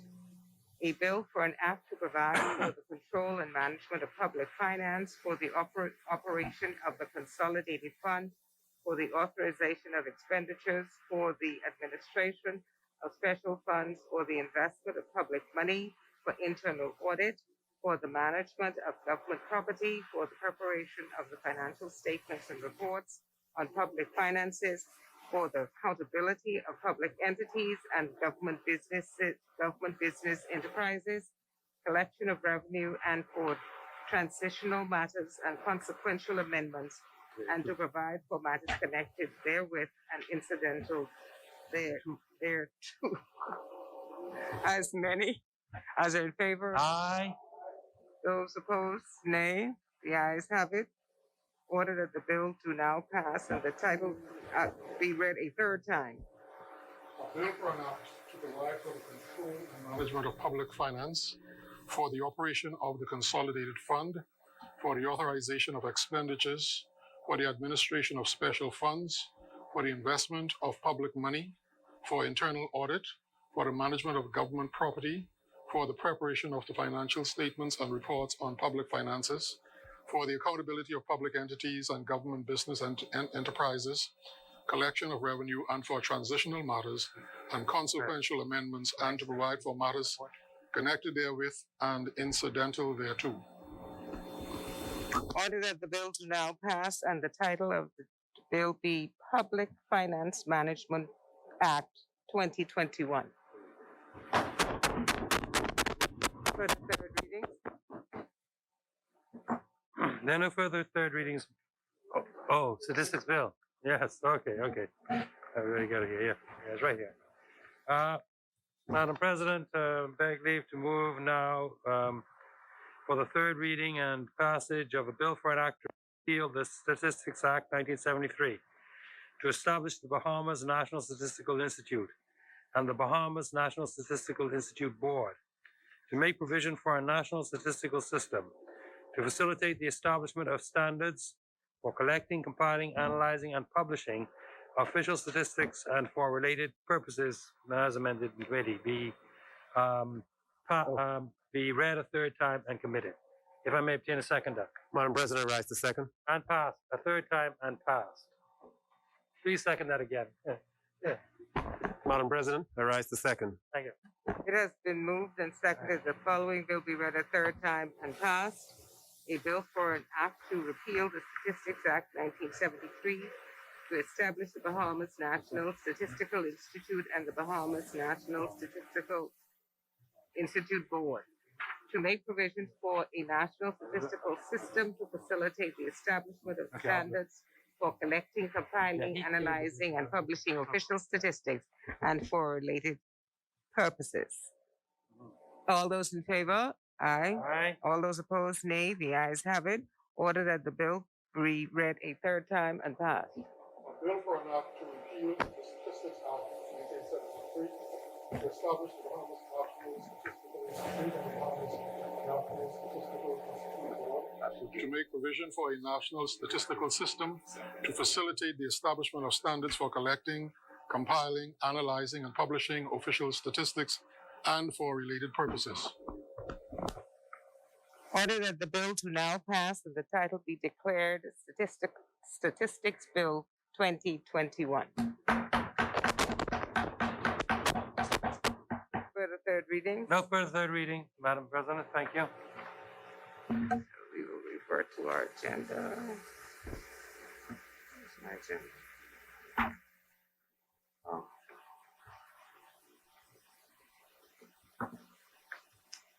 Reverting to our agenda, the next item will be consideration of House amendments, resolutions.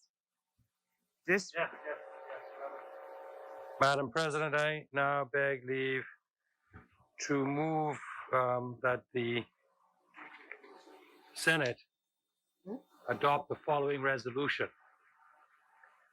Whereas the fiscal strategy report of the Ministry of Finance and the mid-year budget performance during the 6 months ending 31st December 2020 were duly tabled in this honorable House on the 18th December 2020 and the 24th day of February 2021 respectively. Now therefore be resolved that this House adopts the 2020 fiscal strategy report and the mid-year budget performance.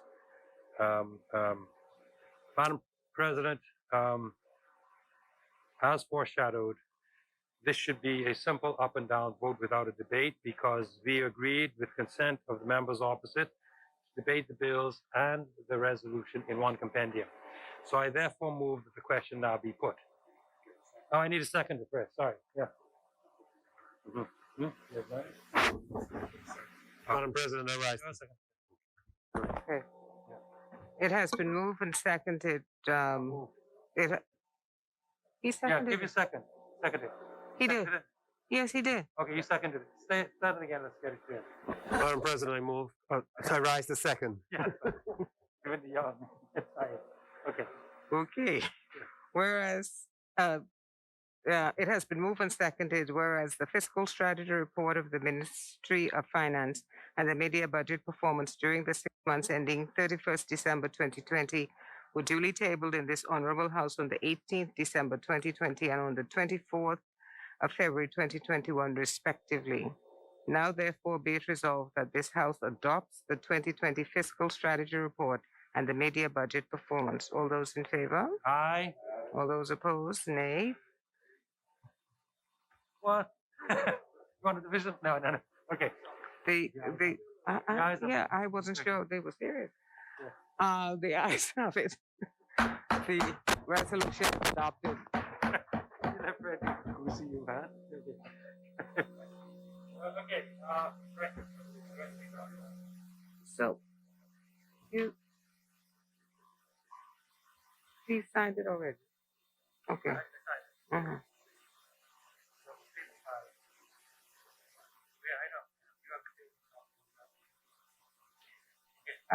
Discharge of select committees, notices for future meetings. The chair recognizes Senator Mitchell. Thank you, Madam President. I wish to renew the notices standing in the name of the opposition. Thank you. Thank you. Chair recognizes Senator Bethel. Thank you, Madam President. I wish to renew all notices standing in the name of the government on the agenda and to give notice that the Senate, upon its rising, will be adjourned to Thursday, that's next week, the 25th day of March, 2021, at which time it is anticipated that we will be debating the Airport Authority Amendment Bill 2021. This is the bill that will enable the purchase of the Freeport International Airport in Grand Bahama from the owners for $1, and other consequential matters are covered in the bill. Okay. Members opposite have been provided with a digital copy, so I'll be happy to answer any questions that members have prior to the debate, should they wish clarification at any point. Thank you, Madam President. Senator Bethel. Yes. We have several folks around the table who'd like to buy that for $1. Oh, by the way, you don't want the liabilities. That's what they call. That's a leading loss, right? They give you $1, and then you got a whole lot of expenses after that. But we have a plan to address. That. And what we will be seeking is an appropriate public-private partnership. But that'll all be fleshed out in the debate.